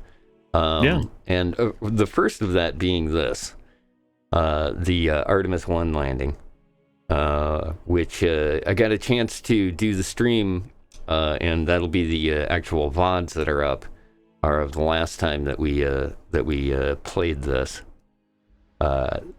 game, and then did a stream along with it, which was this part right here. That I've got it set to. Now, for this, and the reason that I was, one of the things I was looking at kind of going over was the last 4 minutes here. So let's get started on this. And it's, do I have it? Yeah. Forward bay covered jettisoning pyros are armed. I thought this was a really great section of this, and wanted to kind of go over it again. Okay. This is just before, and we'll get to watch like pretty much the this section of it here. I think they're still moving. Do we know where? I forget where this is at. I guess no chutes have been pulled yet. There we go. Right? There's the first two at. Drogues have been deployed. Yeah, the drogue chutes, yeah. Yeah, at 25,000 feet. Those go out. Now, I remember having a point of confusion about the whole chutes thing that day, because I thought they were going to have like 11 different chutes get deployed, and they turned out there was only like 5, like the 2 drogues, and then they pulled the 3 mains. The 3 mains. I thought that was supposed to happen like 2 or 3 times. And they said, "Oh yeah, we got like a total of 11 chutes involved in getting this thing down." Like the recovery team out in the Pacific. Do you? I think that was more the backup rate is right on the money. Okay, maybe it was backup. Was counted into Orion's, that, but yeah. Velocity now down to 282 miles an hour. Because I remember when they were talking about it, the 11 chutes, I'm like, wow, that's a lot of chutes. I can't believe why would they need all that? Yeah, I watched. They got to slow it down, I guess. Yeah, I had watched a bunch of these, the original ones, and this is at 10. They just hit 10K, which I like I said, I've there we go. There's the mains. They cut the drogues and then in come the mains. And we're on mains. And this was 5,000 feet. This was the point at which, for me, it was like as soon as I started to kind of see these filling. Briefing in progress. It was kind of like, oh yeah, we're cake at this point. Yeah. Has anybody deciphered any messages in the patterns in the parachutes yet? No. I remember what was that one? Who was it that had parachutes that had like a pattern in it? People were able to discern a pattern and a message coming out of it. You remember what I'm talking about? Yeah, I do. Sound familiar? I do. And we have 3 fully inflated main chutes. Yeah, I do. Just like normal patterns, I think. They don't look like anything crazy. I want to say it had something to do with the Mars lander or something. Yeah. I can't remember now. Yeah, I seem to remember that too. Yeah, this was I don't know, like I said, I was really happy to see it go off like this, especially at the end here. Just that everything worked, everything was in good shape.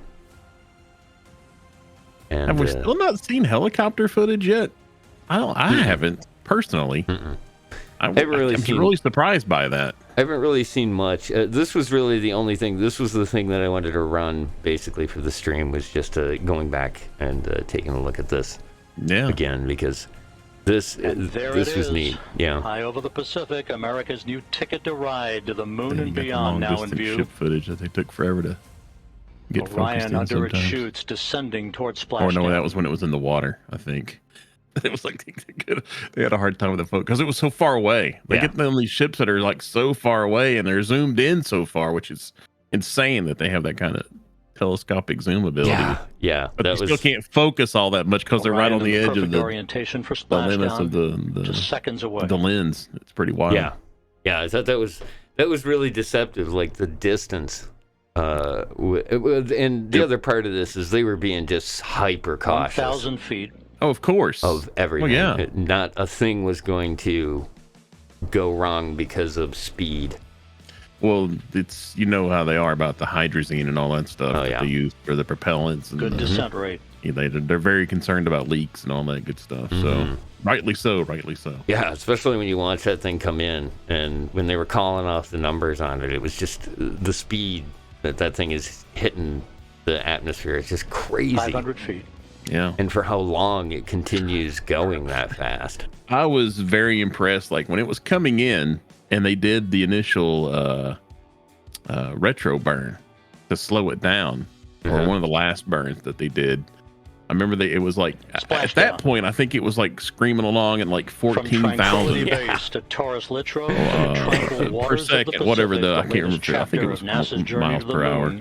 Comes to a close. But then as it got closer, it just kept falling faster and faster until it got up to like 28,000, I think it was.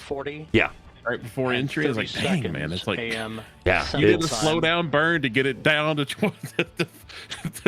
the half of the speed of what it was going to be ultimately. It's like, damn, it's pretty wild to think about the speeds and the accuracy, the targeting. Man, it's just incredible. That's unofficial. Every time I saw they did a correction burn, I saw how much the thing was like turning and rotating. It's like, oh my God, this is it. This is when it goes out of control. It's like, it's always on target, man. It's impressive. It was. That was definitely a big part of it. The crew module was system focus stuff. now Oh my God. being inflated for I was so triggered that day. Focus. Yeah. for the bag. They're doing their best. Currently They're being doing their inflated. best. Well, again, and then you start to realize that they're 5 kilometers away from this thing. Yes, that was what I was like. Oh, wait a minute. This is like the Crew Dragon when And we have a all the report dads that came back. Orion is Yeah. stable one, and upright, they the were way so it should far be. away. At least they didn't have like idiots in boats buzzing the capsule. Yes. Yeah. No, they had this area. This was cleared before anything got in there. Sure.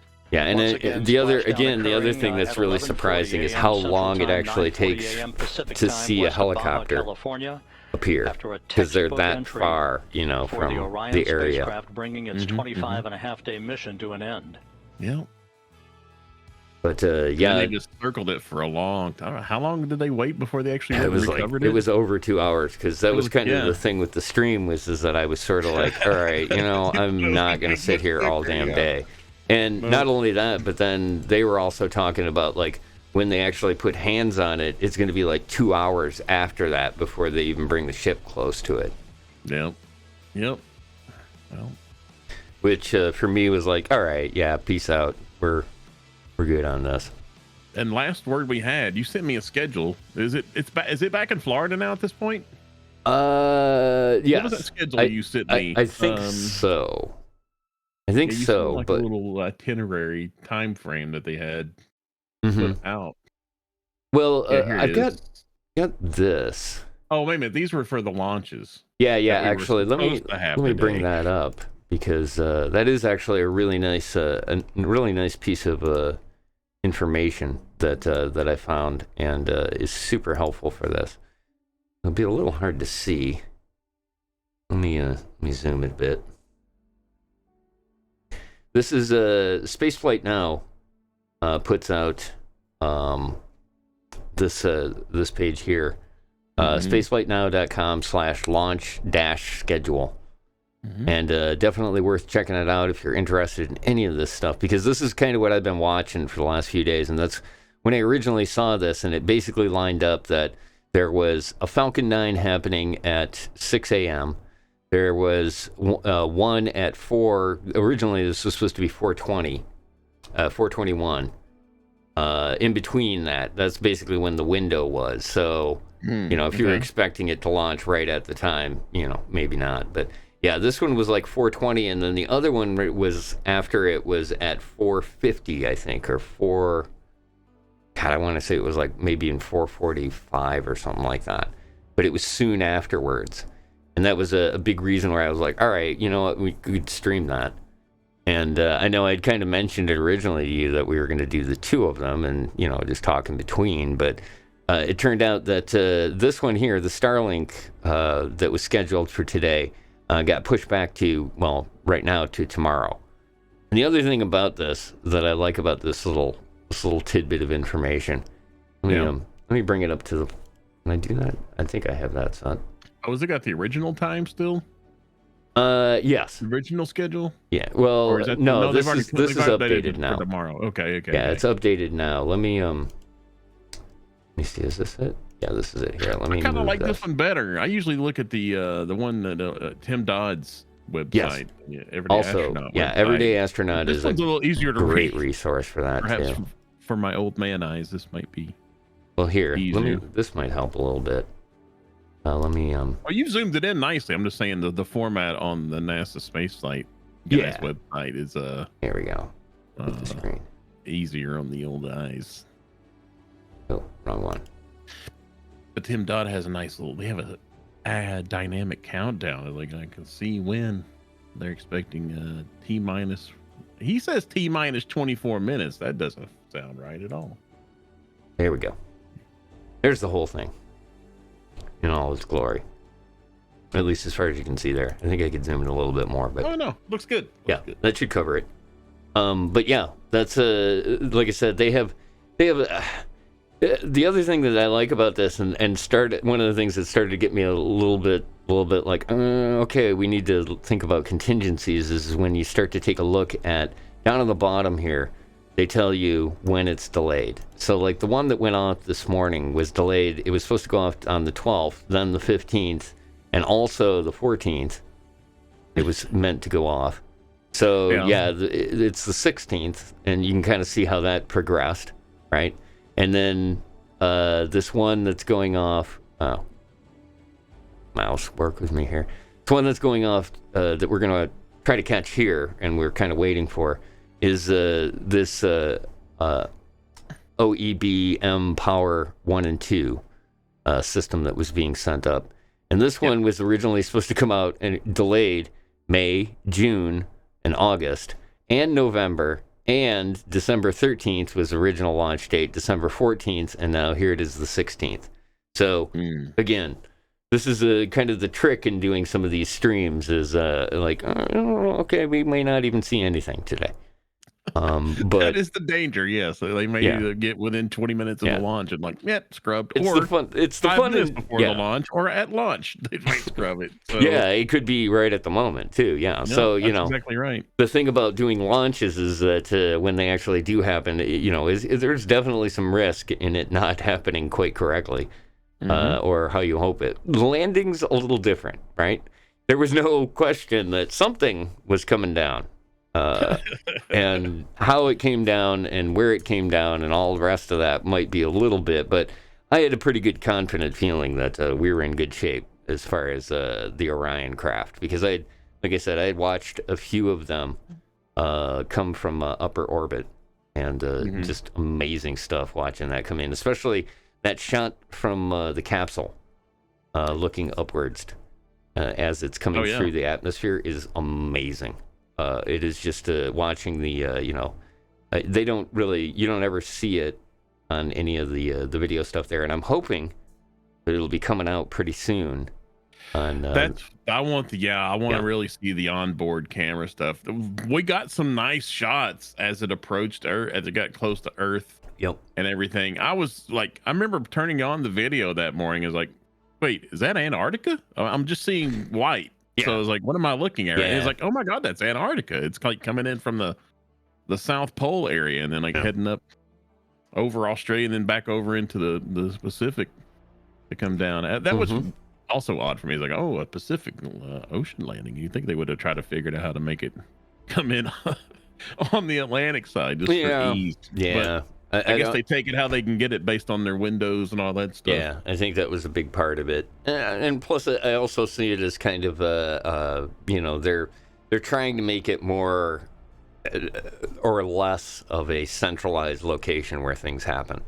Yeah. For all kinds of different reasons. And one of those, I think, is also the fact that just looking at the schedule here and tentative things that they have planned, we had this, but this was out in California. But these two here, the 16th and the other one that was supposed to go off, those are basically from Florida.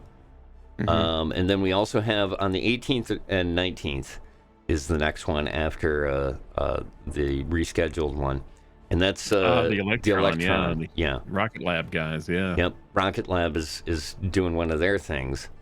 A radio frequency geospatial analytics provider. And this will be the first rocket mission from a new launch pad in Virginia. So this is one of the new locations here. Yep, Wallops.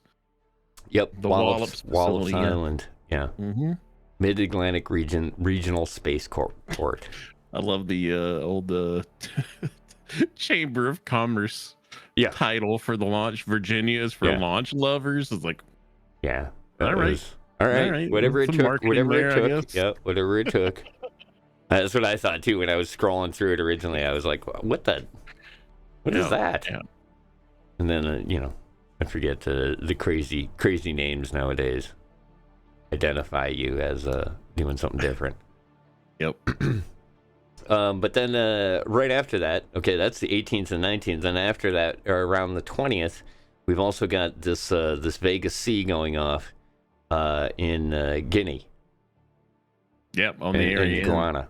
System, I believe. Yep. And I got a chance to watch the other ESA take off this week as well, which was again watching something completely different. Was a lot of fun. They had the whole countdown and everything was in French, and it was very interesting. And then after that, and this is the 28th that they're doing that. There's also another one the same day, another Falcon 9's going off on the 28th, and then after that we're into the nebulous. But that takes us to pretty much the end of the year. That next one on the list that still has to be determined is the next one to be determined one. The RS-1, the maiden flight. Okay. Yeah. That one is interesting to me. They pushed that one in. What did they have over at Everyday Astronaut for that one? Do they have an idea for that? They think maybe the 9th. Okay, the 23rd. So I don't know if it's been set yet or if there's just a guess. They do have that as an unconfirmed launch date. So this one has on here that it was originally intended for the 7th, but that looks like that's been changed for December 7th. Oh. It's just another launch system, ABL space system stuff that just like yet another one up and comer. I'm really looking forward to seeing how that goes off, and good luck to them on that. And just want more people launching rockets. That's freaking well, that's all I'm after. That's a big as many part people of launching rockets as they can. Yeah, that's a big part of what I like about this this particular page that Spaceflight Now has put together. Is, as you can kind of see here, it just keeps going, right? Yep. January, and then it gets into the real nebulous, to be determined stuff. But you can at least get a feel for what's going up in the first quarter of next year, and it is looking like a packed schedule. I love to see that. Do they mention like the other stuff on there? Like you're always all the way into March. Go back to January if you would. I'm curious. If they keep up with some of the other stuff that old Tim Dodd's keeping up on here, as I'm kind of comparing the two. Okay. I'm curious to see if they mention there's the Falcon Heavy thing. That's going to be nice to watch. Always good. Yeah, Falcon Heavies are. We get the double booster. Hope maybe 3, depending if they're bringing the center core stage back. Right. And then we've also got another unconfirmed date early in January. We got another Long March 4C out of China, presumably heading to. It doesn't look like it. They have. He's not keeping up with those. Doesn't look like they have those on here, but then they kind of stick to covering SpaceX, obviously NASA and stuff when it comes up. I think that a big part of it too is they've got cameras in those locations. That's why they're covering it. And actually we're going to take a look at some of their footage here in a minute. Because they have some unique camera angles that you don't see on like the SpaceX launches or even the NASA coverage of stuff. I missed so the one this morning. I guess it went off eventually. Kind of, Yep. I presume it was I got you successful. I haven't covered. heard anything I got you otherwise. covered. And that's what we're looking at. Very good. I got you covered. But yeah, there's also this. The What is that? Starship orbital test flight. Oh, they got that on the list, huh? Yeah. When do And they think they don't have no idea when that's going to happen, do they? no, It's March 9th no, business. but What does yeah, that they're mean? shooting for it. It looks like it's going to be in March. Oh, why would it be that long? Well, here's another thing. Let's do a transition I do know that they screen rolled here real out quick, Booster 9, so I can bring us over not to 7, Here we go. for some cryo Take over to testing. here so that I can take you over to here. I'm working on getting these one of these other things. Here we go. This was the thing that I wanted to bring up when we were talking about Starship, because this was yesterday, yes? Or Yes. yeah, this was yesterday. Sure was. It was early in that day. It was surprising. It was very early in the day. Early afternoon or late morning, or I can't remember exactly when, but yep. I thought it was But we going to got take longer. Here we Usually go. they take longer. They Look. like to wind Oh, up. there we go. That's water. Here we go. All right, here we go. Let's go. This is their commentary too. No.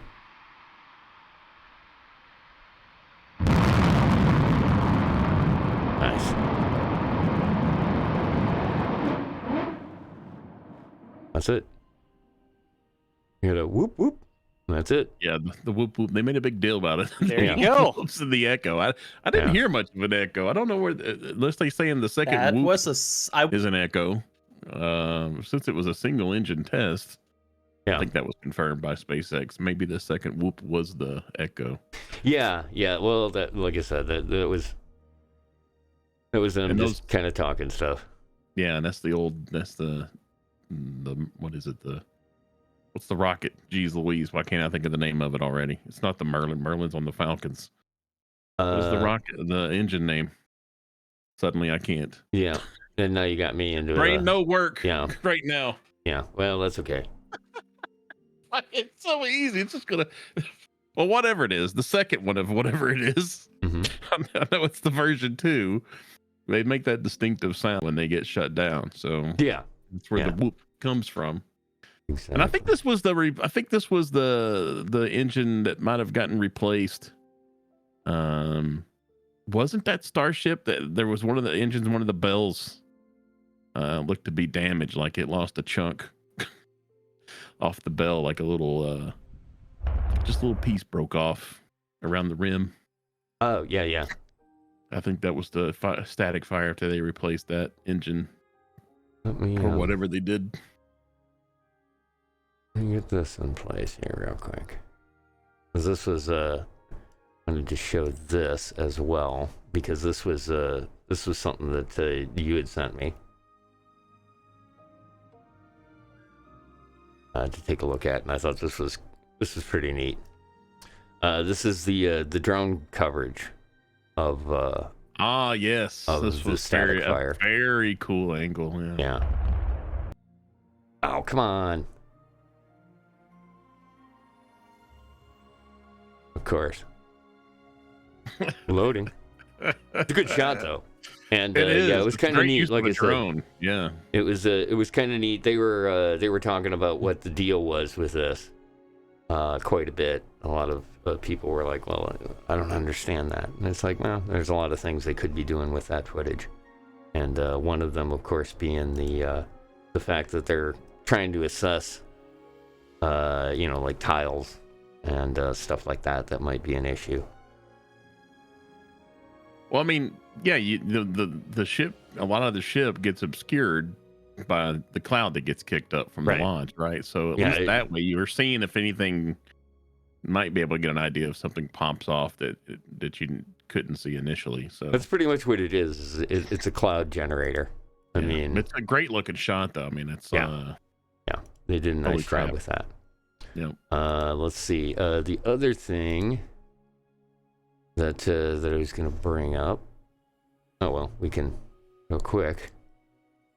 give you a view of what's going on over there.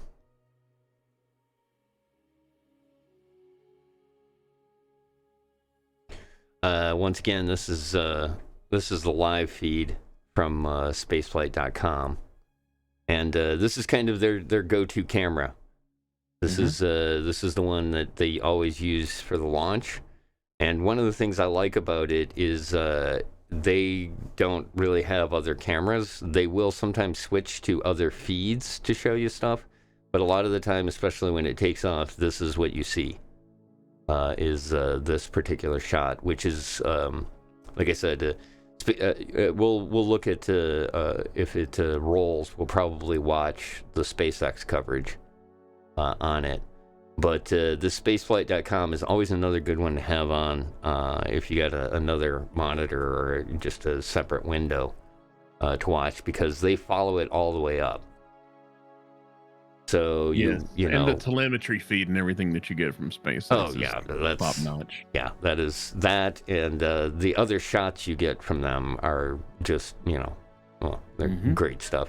Plus, you also get the booster land when you see whatever they're doing, which is always again, like I said, top notch stuff.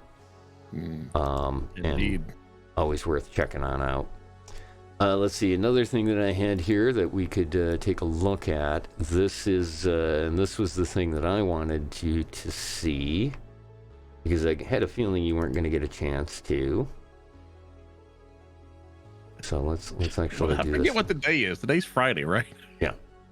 You're I'm on. losing time lately. I don't know what's going on. Yeah, it I happens. forget what day it is. So this is 6 a.m. I got up. Oh no, that was Yeah, well, I was out. I definitely I made sure that I was up and ready for this to take a watch on it, and yeah, this is the SWAT satellite that got sent up today, the U.S. French combo. Okay. Here, and this is another Dragon. I'm gonna need SpaceX to start delaying these launches so we can get like sunrise conditions. Yeah, I need better filmography going on here. We need a director of sorts. Yeah, to well, guide these mission launches. Screw your windows. I need visuals. This was the reason that I was like, all right, we need to see this, because just in itself, it's going to be a stark a contrast to if they get one off this afternoon, which will be a lit mission. And like I said, this was at 6:40. 43 or 45 or something like that. It was almost 7 o'clock in the morning, Eastern Standard Time, when they sent this one up. And this is the one from Vandenberg. Yeah, here we'll run this. You can kind of watch it as it goes.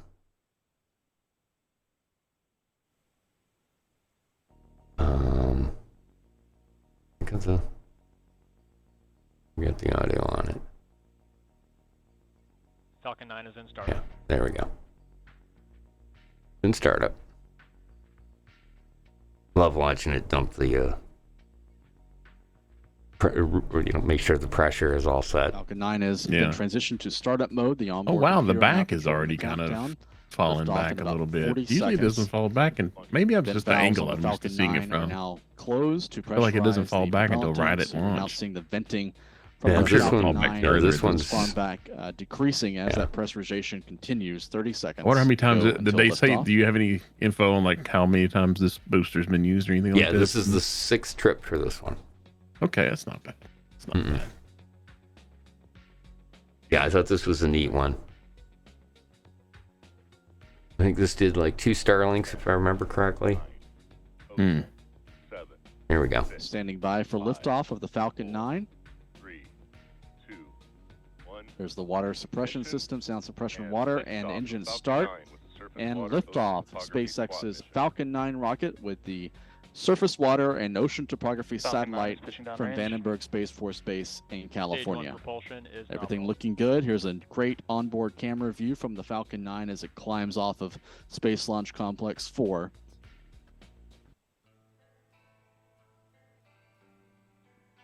Now 30 seconds into the flight of the Falcon 9 with SWAT.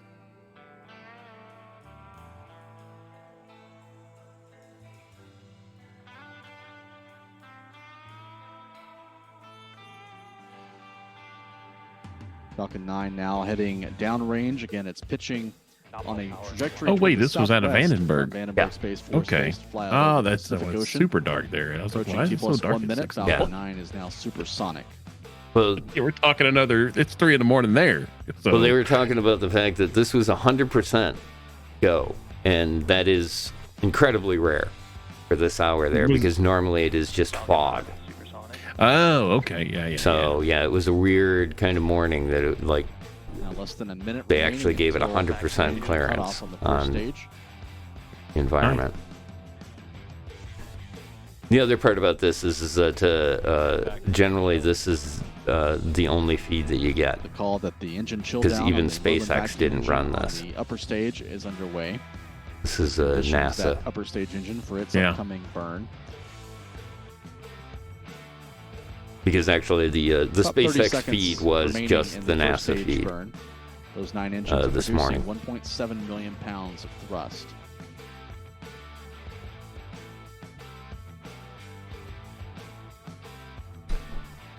Plus 2 minutes standing by from main engine cutoff and stage Yeah, separation. this is great. Followed immediately by upper stage engine ignition.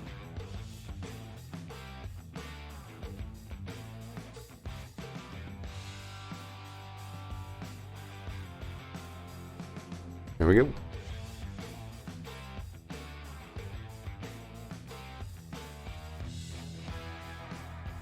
Nico.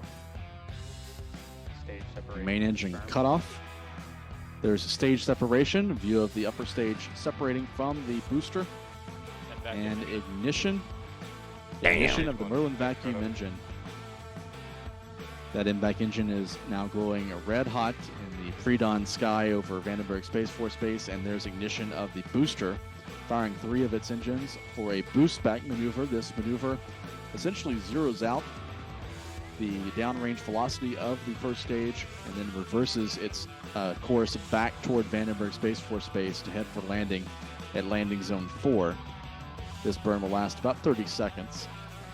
Kicks it on out. And you can see the dueling exhaust plumes from the booster as well as the upper stage engine. And there's payload fairing jettison. Yeah, that's the satellite nose tank. shroud on the Falcon 9 rocket has separated in a clamshell-like fashion to reveal the surface water and ocean topography, or SWAT, spacecraft to the space environment for the first time. Approaching T plus 3.5 minutes, everything looking good so far. Stage 1, next shutdown.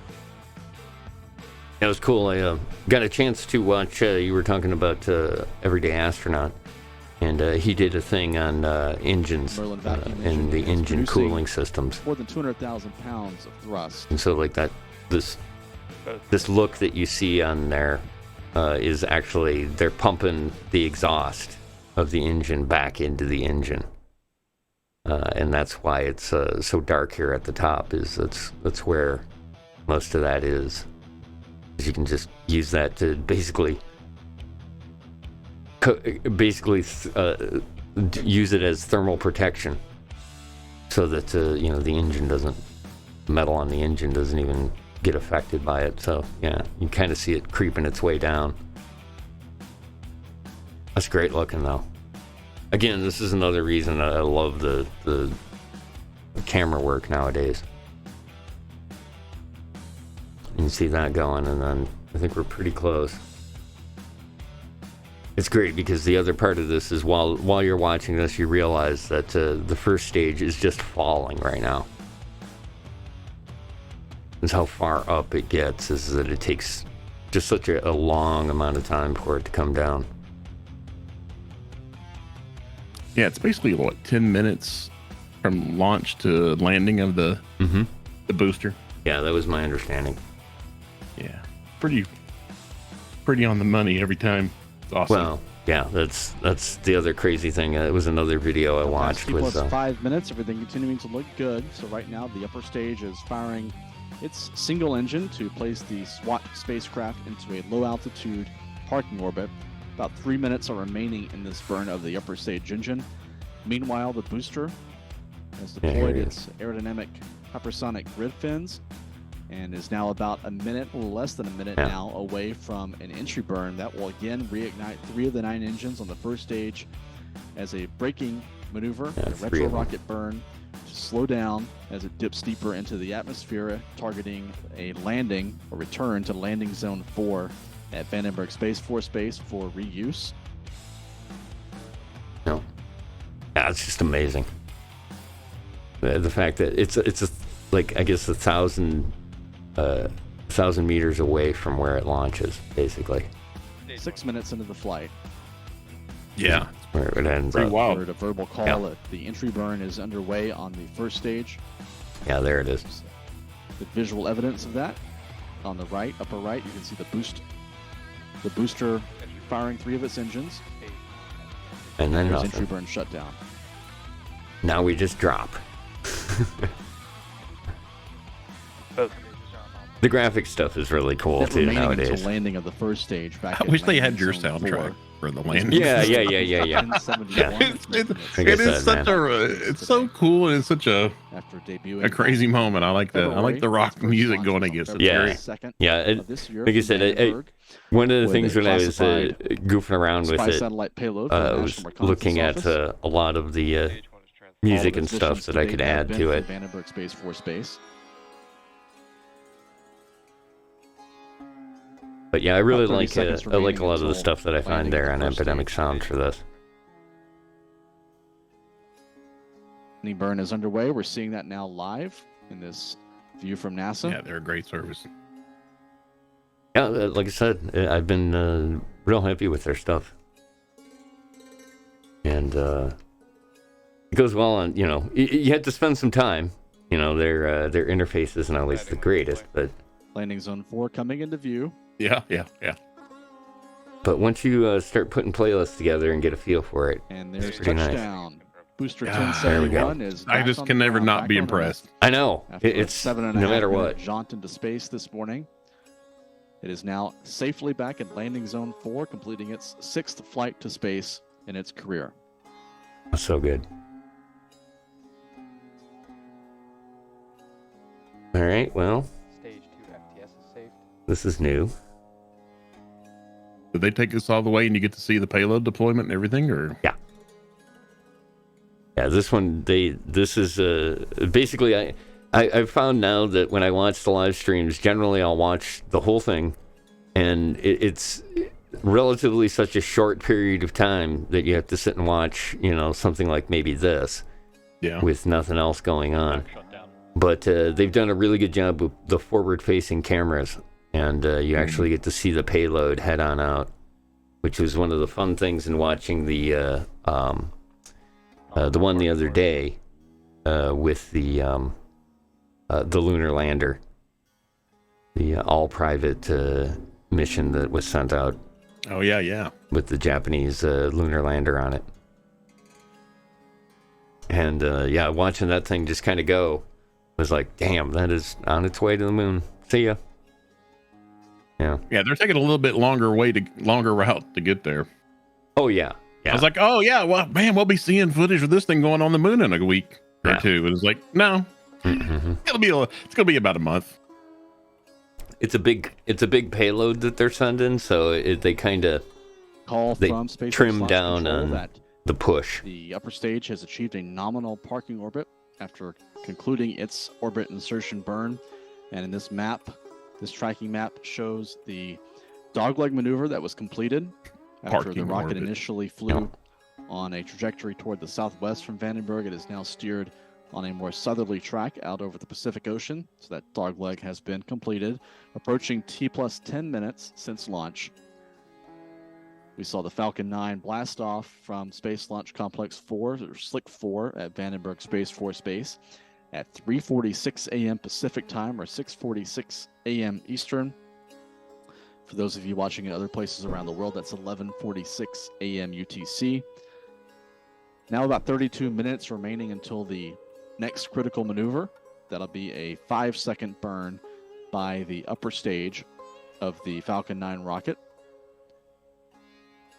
All right. That 5-second burn will circularize the orbit at about 857 kilometers, or a little more than 530 miles, and that will set the stage for the separation of the Surface Water and Ocean Topography Spacecraft, or SWAT. Yep.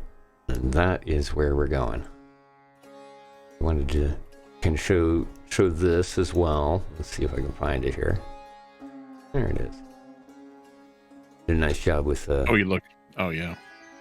with this. Yeah, we'll jump forward because that's like 30 minutes there. While we're waiting for this next burn, Yeah. we're going to show some animation another. from NASA Here we go. of the So a Surface polar orbit Water again and Ocean with this Topography thing? satellite. I think so, yeah. After separating from We're the doing a lot of Falcon that 9, lately, one of it its feels like. first, major operations will be the deployment A little more and open, extension of its maybe? solar panels out to But a you'll see span when of I about go through 48 what this feet. is doing. That'll be coming just minutes after Actually, separation from the be rocket. AFK here for a second. On day 4 of the mission, now early next week, the process will get underway to begin unfurling the booms associated with the Ka-band radar instrument. This will take several days. This will be a very carefully choreographed step-by-step process to extend the radar instrument booms. This radar is the instrument that will be used to measure Several the elevation days, of wow. the water in lakes, oceans, rivers, and reservoirs. Oh, they're radar booms. Okay, One okay. side is an active transmitter, and both sides of this boom have antenna receivers that receive signals, Ka-band pulses that have been reflected off of Earth's surface. That is used. Those measurements and Never those seen a reflected satellite quite like signals that. are It's used pretty to neat. determine the height of water in reservoirs, rivers, as well as sea level. The spacecraft was built by Thales Alenia Space, and the main instrument, the Ka-band radar interferometer, was developed by NASA's Jet Propulsion Laboratory. The mission also has a nadir-facing or down-facing radar altimeter from France, as well as equipment and Mission update T minus sensors 20. to precisely determine those or measure wondering. the satellite's location in space. So here's a map of the coverage of a satellite like this. This spacecraft has, the instrument on this satellite Okay, has a wow, swath nice. width of about at that. 75 miles or 120 kilometers. So as it's traveling around the Earth at 850 miles altitude, nearly 900 kilometers, this radar instrument will be painting a swath along Earth's surface about 75 miles or 120 kilometers wide to measure the water levels in that region as it flies around the Earth, and we'll be able to complete a complete map of sea level and freshwater resources every 21 days. This is a follow-up mission from a previous oceanography satellites, such as 21-day cycle. Jason, That's Jason crazy. series of satellites that have been Complete launched mapping every since 21 days. 2001, as well as the U.S.-French Topex Poseidon mission launched back in 1992. That was really the pioneer in this area. Most recently, NASA and the European partners launched the Sentinel-6 Michael Freilich oceanography mission back in 2020. This mission, the Surface Water Ocean Topography mission, or SWAT, builds upon that legacy and debuts this new Ka-band radar interferometer instrument that we've talked about. And that's what enables this mission to actually expand the coverage, not just over the oceans as the previous satellites did, but it has the resolution and sensitivity to measure water in reservoirs and rivers, freshwater resources as well. So that's the innovation with SWAT compared to previous satellite missions. About 2 minutes now away from the expected engine restart on the second stage of the Falcon 9.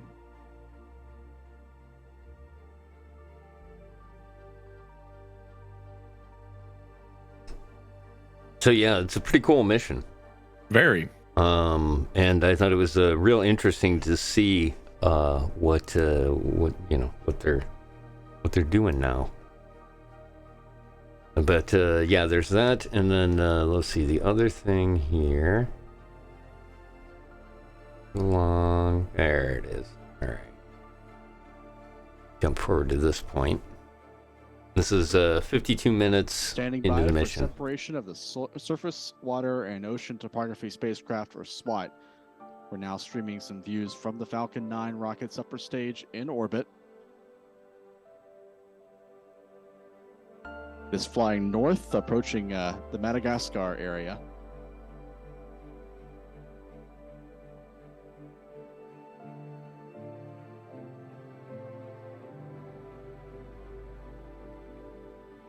Here goes.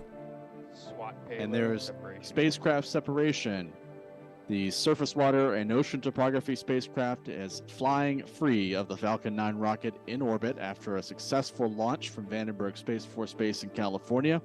Good view of the golden thermal insulation on the exterior of the spacecraft here, shining bright in the sunlight over the southern Indian Ocean, heading north in orbit about 530 miles above the Earth at this point.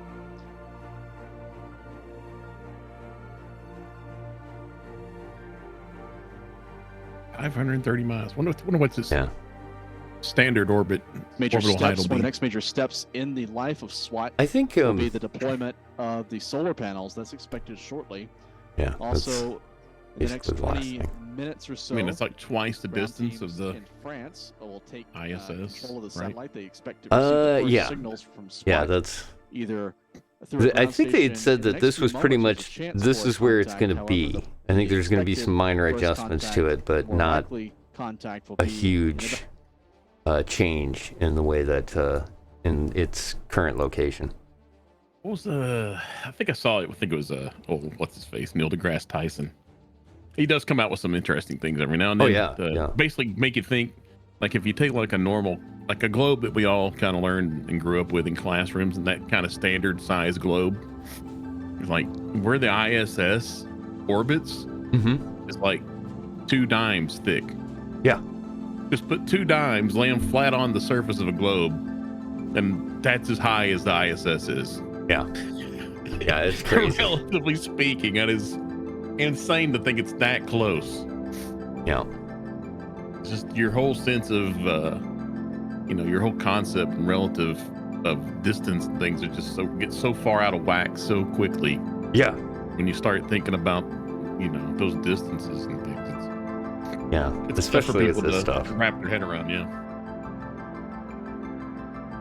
Oh, that's what that is. Yeah, that satellite is impressive. And they say it's going to take, I forget how many days they said it was going to take to totally unfurl everything. The different radar booms and all that stuff. Yeah.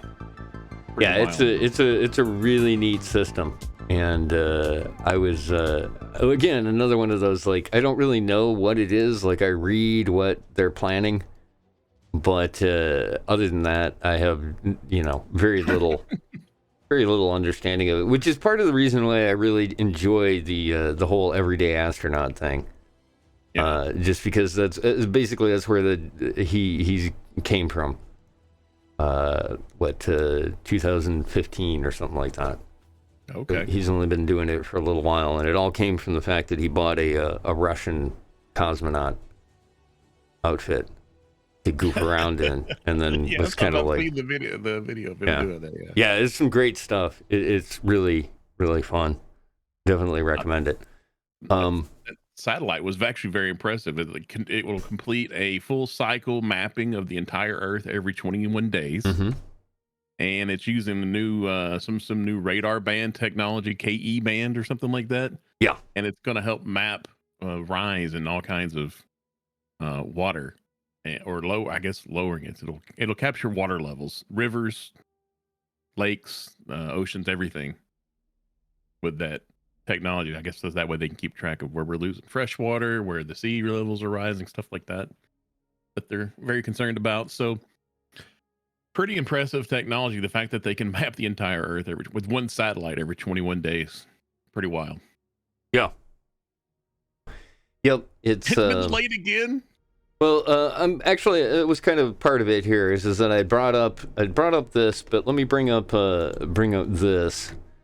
SpaceX is actually, here we go. They're just getting started. Let me give you some audio here. 6. Oh, wait a minute. 5:45 Eastern time. That's 10 minutes from now. Yeah. 2. Yeah. 1. Go for Why'd lunch. you put that in the chat? It's like, oh no, it's been delayed again. No, Yeah. it's back. It's sort of on time. Well, They are now targeting 5:48 p.m. yeah, that was the last thing that I'd seen, so I thought this was a good time to jump over to here and give you the intro from SpaceX. Dragon separated. Love this. Okay.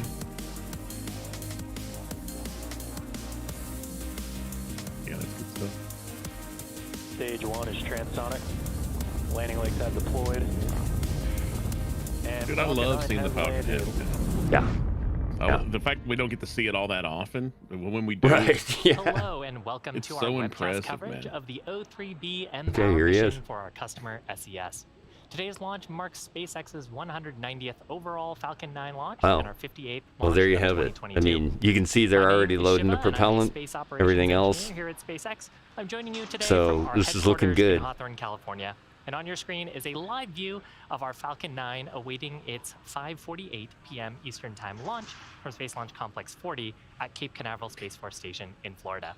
Today we're flying the first of 5 second-generation O3B mPOWER launches, which will deliver low-latency connectivity services to mobility, telecom, government, and enterprise customers around the globe, with service scheduled to begin in the third quarter of next year.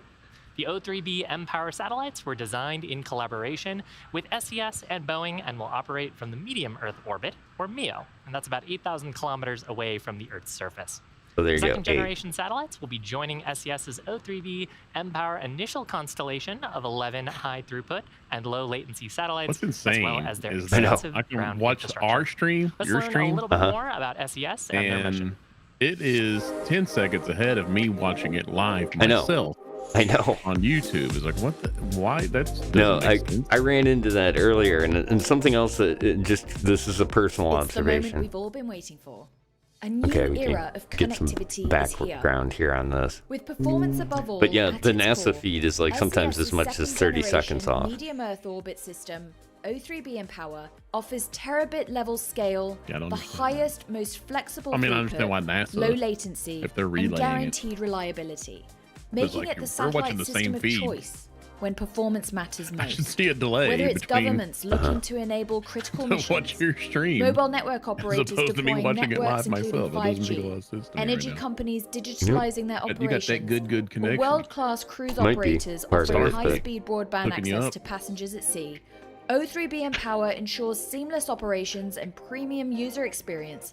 And I guess wherever this they company that they're putting these up for is So we started this out journey of back in Luxembourg, I think it said? 2017 as we were trying to I guess they're figure not out how we technically- could they must not bring be a all competitor, of the or we really would be good talking stuff, about all that again. the lessons learned from Yeah. the original O3B constellation, but scale it ridiculously. And so here we sit on the threshold of launching this brand new constellation. There are 3 things that really differentiate O3B mPOWER by virtue of where we're flying the satellites from in medium Earth orbit. And the differentiators are it's carrier grade capability, it's wherever our customers need it, and we're completely flexible in the way that we could deliver that bandwidth. And those 3 things combined make O3B mPOWER completely unique.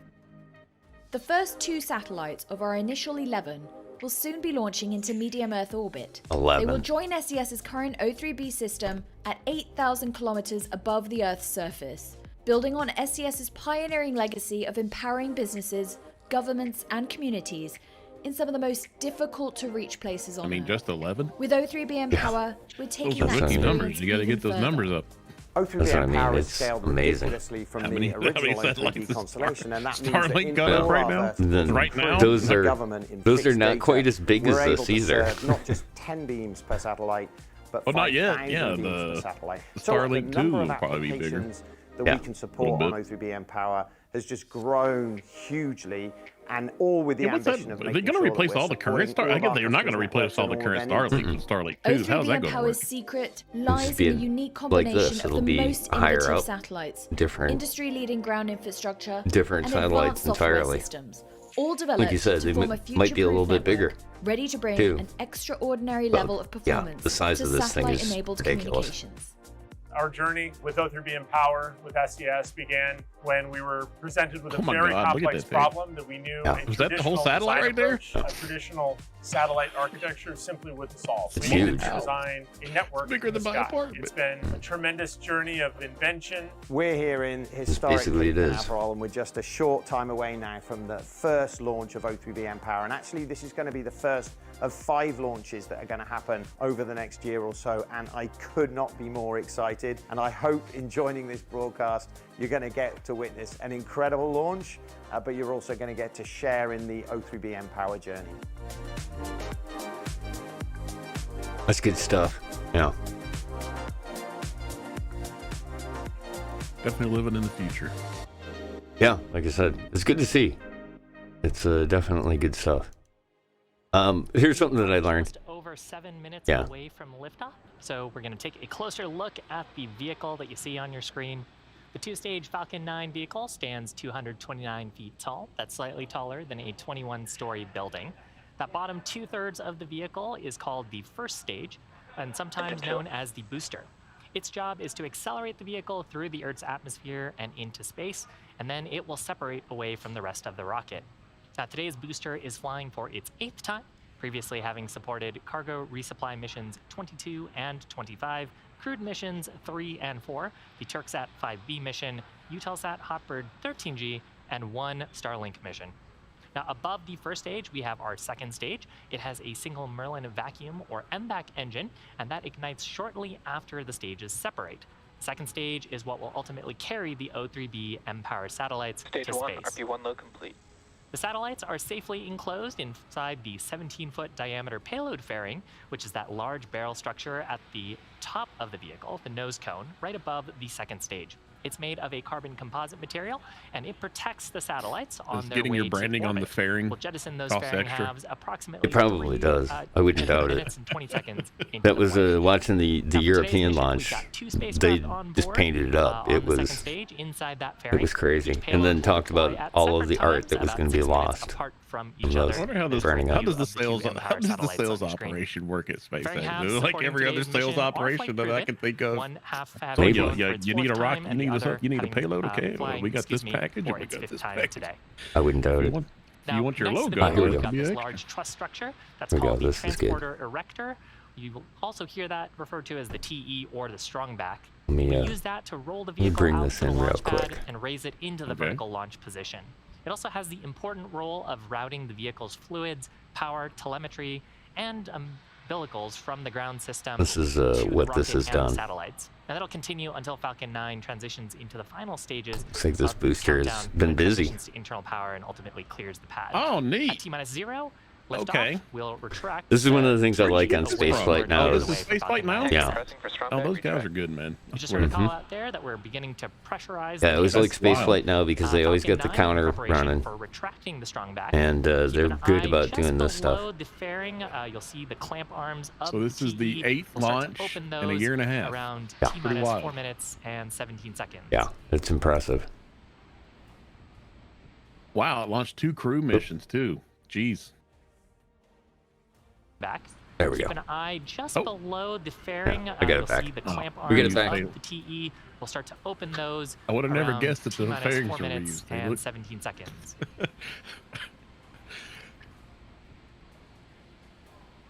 Beautiful day. Your for, logo on the fairing almost is night cost launch. extra. If you want the fairing clean before you put your logo on it, A great That's view gonna there. The cost a second little stage more. That's going to cost you a lot above more. it is the first Looks stage. like looks like Should we're slowly overcast. see the strongback arms retracting. I there. You don't can know, see them man. It's opening. this time of day. It's Yeah. almost 6 p.m. I'm guess surprised it's that- not pitch Closer black to outside Well, right now. you might get your We'll you might actually get see your the strongback earlier fully morning recline away look. It's just going to be at night. In, around, Yeah.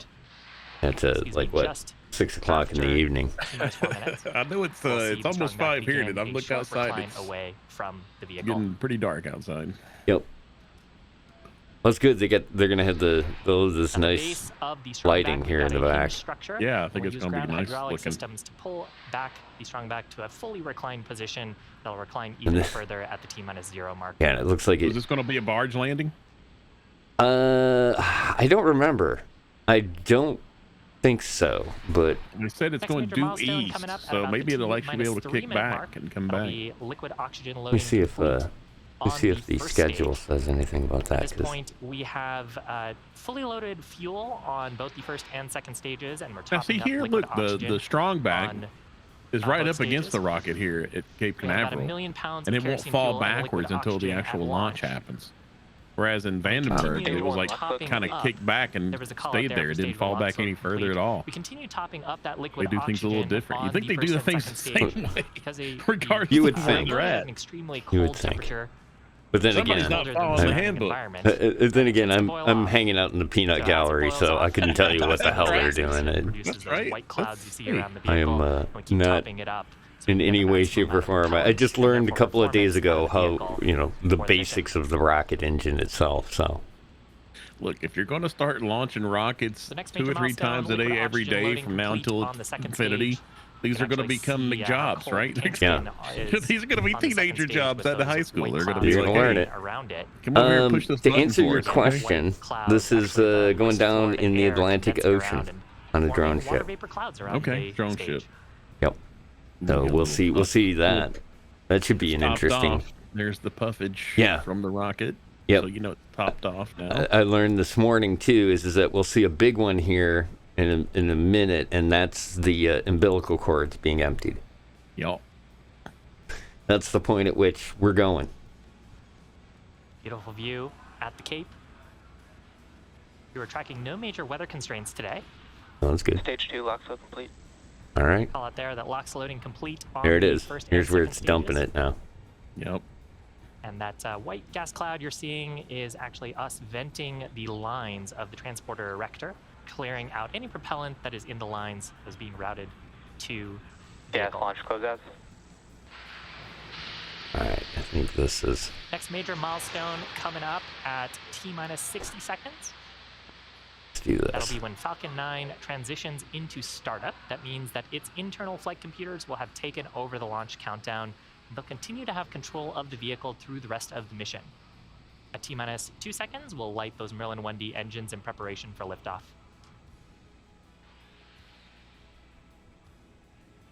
Give me Falcon 9 is in a startup. hit when you see it T-minus 30. So with that, the Okay. O3B mPower satellites continue to look healthy. Range and the vehicles are go for today's launch. Weather's looking great. Last major milestone here is the launch director's final go for launch. LD, go for launch. There it is. And with that, we're ready 40 to launch. seconds. Just about 40 seconds. So with that, let's watch as Falcon 9 takes the O3B mPower satellites to orbit. T-minus 30 seconds.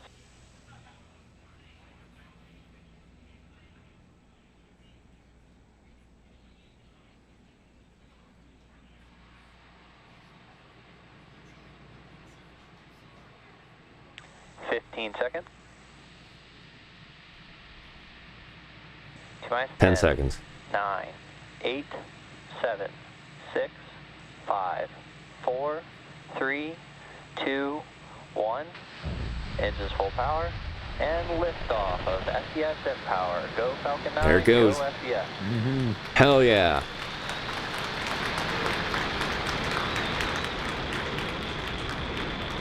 Vehicle's pitching downrange. M1D chamber pressure pump.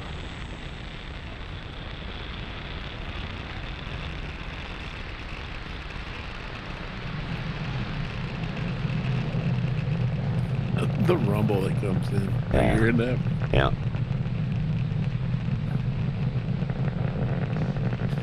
That was this morning's launch. They were the commentators that they had, because they had kind of a running commentary on Power the and telemetry NASA nominal. stuff. Falcon 9 has successfully lifted off from And Space Launch that was Complex what they were 40 at shocked Cape by. Canaveral Space Force Station in Florida, carrying the O3B mPower satellites to orbit. Here's a great view from the first stage, looking down at those Merlin 1D engines. Now, during the ascent, we have begun tilting the engines. That's called gimbaling. Here's somebody's car We've begun alarm going actually off. moving horizontally away from the launch pad in a maneuver called a gravity turn. We're still mostly going up. As you can see, the Probably. altitude is increasing, but we're also starting to go horizontally away from the pad, and ultimately it's that horizontal speed that will get us to orbit. There we go. I apologize, I just talked over the call out there for max Q. That is the point of maximum aerodynamic pressure and the highest stresses on the vehicle during the ascent. Now, the rocket needs to go about 17,500 miles per hour horizontally in order to avoid getting pulled back to Earth. So we'll be continuing to accelerate the vehicle in preparation for several events we've got coming up in about a minute. Yep. The first of those will be main engine cutoff, followed by stage separation, and then second engine start number 1. Yeah, that's your The main engine sunset there. cutoff is where we shut down all 9 of these Merlin 1D engines in preparation for separation of the 2 stages, and then followed shortly after by second engine start number 1. We heard a call out there for MVAC chill in. That means we've begun to chill in the turbo pumps on the second stage in preparation for full flow of the Merlin vacuum engine and ignition at about the T+244 mark.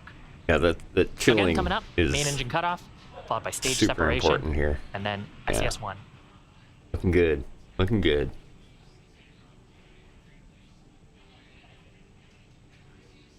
This is crazy. 8,300 miles an hour. Stage separation There she confirmed. goes. Power it up. MVAC ignition. There it goes. Nice. I love the fact too that they use the kick Great on views. that Left-hand side of your engine screen is to looking up push through the the interstage booster back. where the Maryland vacuum Yeah. is sitting. You can see that's now a first stage view Damn, fins are popped out already. of the grid fins deploying. Right-hand side of your screen is that Maryland vacuum engine having started its burn. It'll continue burning for about the next 5 minutes. Next major milestone will be deployment of the fairing halves. Now that we're high enough in the atmosphere, we can actually jettison that mass and recover the fairing halves for use on a future mission. That's cool as hell. How's the NASA feed looking there? Bearing separation confirmed. Great shot. On the right-hand side of your screen is the top of the payload adapter. And on the, sometimes we can catch the fairing halves jettisoning away in this view on the Maryland vacuum. Again, we'll be attempting to retrieve these fairing halves once they fall back to planet Earth on a recovery vessel named Bob. It's gonna be Bob. If you're just joining us, welcome. High position of signal, Bermuda. About T+4 See minutes ice into today's particle. mission. Had an on-time liftoff from Space Launch Complex 40 in Florida. On the left-hand side of your screen is Falcon 9's first stage, using some attitude gas to reorient itself for its next major event, which is the entry burn. And on the right-hand side of your screen, It we've got a great almost- view of the the Merlin booster vacuum almost looks engine like it's on the in second water stage. right now. About All the stuff floating a off of minute it. into, excuse me, a little more than a minute into its Yeah, that's the first ice. burn. And What it is this carrying shadow the coming M-Power from? O3B M-Power satellites to orbit. We're carrying 2 today on today's mission for our customer SES. Gotta be the sun. Nope. Next major event is going to happen on the first stage, which is on the left-hand side of your screen. That'll be the entry burn. During the entry burn, we can see the little relight 3 adjustments of the the Merlin booster's 1D making. engines Yep. on the first stage. Mhm. The center engine, followed shortly after by 2 of the radial engines. And we do that to slow down the vehicle. And that helps us reduce the re-entry forces and heating, and ultimately allows us to recover and reuse that first stage. So right now, the first stage is periodically doing some bursts of its attitude control gas. We're trying to get the engines pointed back towards the Earth so we can slow ourselves down once we get to the entry burn time. The sun over the horizon. That in about a minute from now. Yeah, this So shot. this view is of our Merlin vacuum Behind engine. the- We've got cameras on either side of the engine. That's You wild can right see there. the No. glow of the nozzle from those hot exhaust gases, transferring heat into the engine, and that heat is radiating away to the cool background of space. Now, during re-entry on the first stage, we actually put that nice layer of soot on the first stage. That soot actually comes from flying through the rocket's exhaust gases. Yep. You can see that we're still going extremely This was fast. About that was a 8,000 great thing that I kilometers per hour learned too. Is on that the first soot stage. is actually there That'll slow down for a reason. as we do the entry burn. But that Oh yeah. the rocket's Yeah, plume, the which soot is carbon-based, acts as ends up another coming back onto the shield, surface of the another rocket. heat shield. and leaves Oh, that nice okay, yeah, layer yeah. of soot. Even if it's a tiny see bit, on doesn't our matter. Tiny bit flood-proven is boosters. that much less that you have to actually create Entry yourself. burn scheduled to start here in about 10 seconds. Keep an eye out for that on the left-hand side of your Yeah, screen. here we go. This is always Stage great. 1 FTS is safe. Here we go.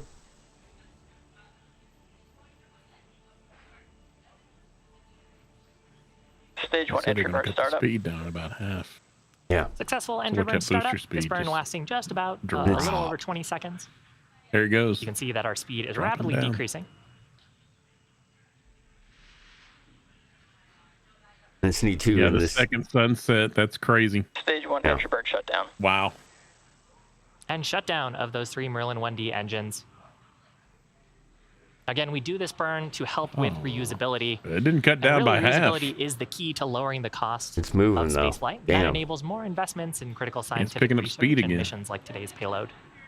well, Falcon Oh, it's 9, leveling the off. Falcon There it 9 goes. first Engines stage aren't that doing their supported thing. Today's mission will be yeah. performing It'll its landing just burn kind for of the 8th time. It's basically previously supported a cuts the number of speed. missions. Getting that, yeah, the atmosphere is Cargo cutting it resupply down. missions 22 And it's probably 25, crewed missions the 3 speed, probably and 4. relative speed, probably changed. Oh, wait, did we lose Sat 5B, telemetry? It's Eutelsat, locked at Hopper the same 13, speed. Starlink mission, and of on the course booster. today's Telemetry's Empower out. Giggity.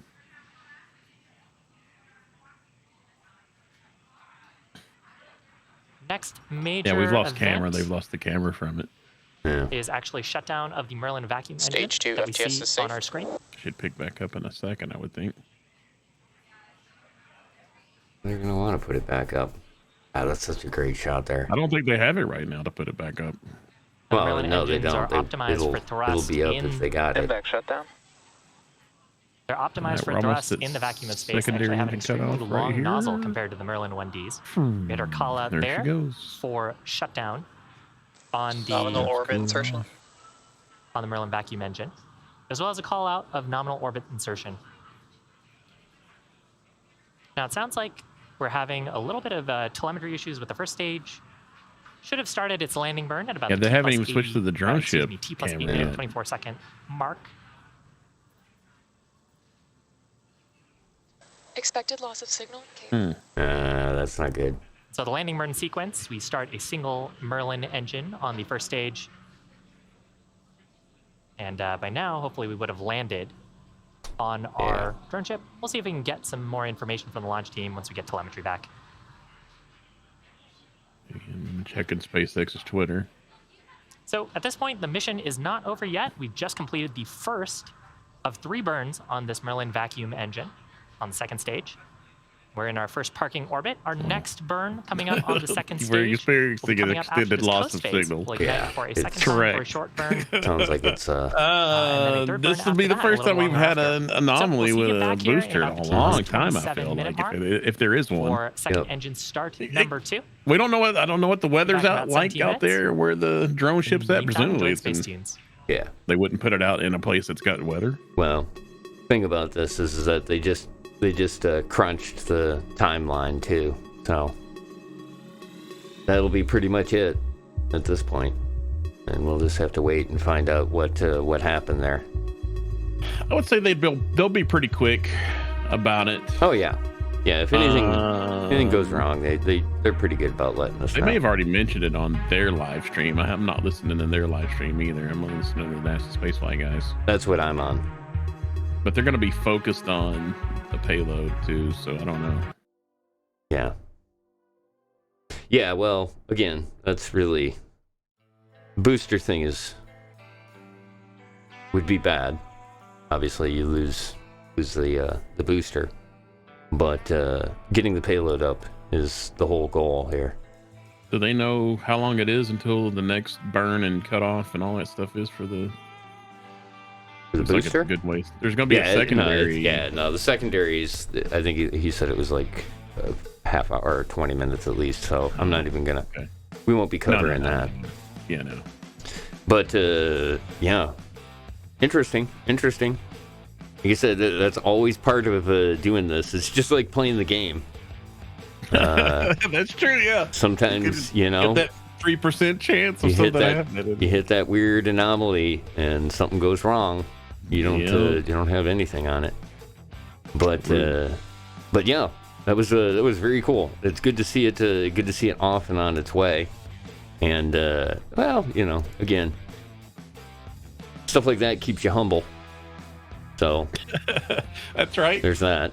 Good way to look at it. I like that. But yeah, they definitely did not go well as far as the booster was concerned. Well, we don't know yet what happened with it. No, that's true. Hopefully it's true. Just but signal loss and everything went fine. I mean, yeah.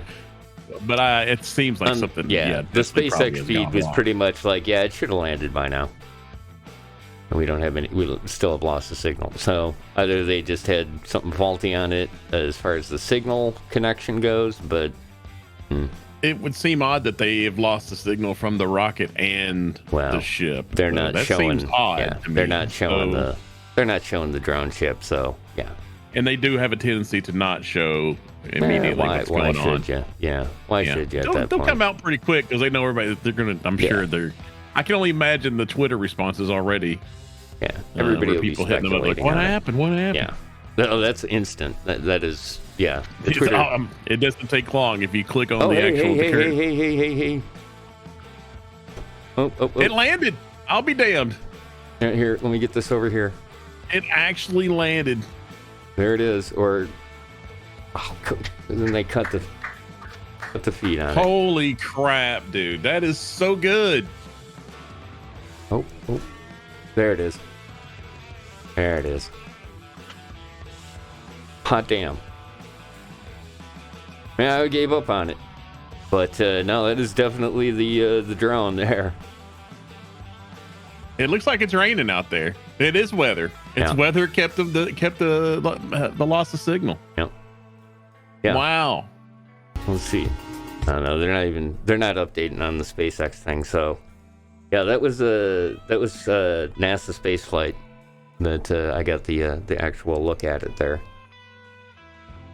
And then they cut back to conspiracies begin. You know, there are people like, that's just fake. They just cut back to the thing. They lost it. Yeah, well, that was what we were already doing that. So excellent. Well, there we go. That's fantastic. That is Holy wonderful. Crap. Good stuff. Yeah. Man. Mm-hmm. It's a weird shot that the NASA spaceflight guys have right now. They're showing the launch pad still, and with the strong back keeled over like that. Makes it look like, whoop, did something go wrong? Yeah, let me bring that one up. I knocked over the strong back. Fall. It's supposed to be like that. Nope, that's what it does. That's what it does. It just looks that's weird. That's how we work here. Being half killed over like that. Yep. Good stuff, man. Boy, I'm glad to hear that. But yeah, like I said, that kind of thing is, it's part of the job now. It's so funny that I can actually do this stream. I was thinking about that while I was working on some of the stuff for it. Yeah. Was that, to do this and have relative confidence that we're not going to be watching some, on the pad explosion or it blowing up anywhere else. And again, the miracle-like nature of that booster being able to do what it does, and obviously not in the best of conditions either, is amazing. So, it's not there yet, but damn, it is not bad. Not bad at all. That's got to give some of their customers a bit of confidence, doesn't it? Even when it looks like things may not have gone well, that we lose track of what's happening with it. It's still doing what it needs to do. It is, it is crazy. Again, another one of those videos that I've picked up on YouTube, explaining what goes on that is so fascinating.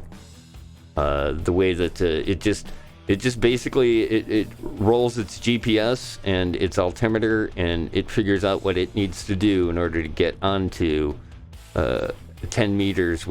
The original one was 1,000 meters away from target, and that was back in 2012. And that was what it was from 2012 to 2015.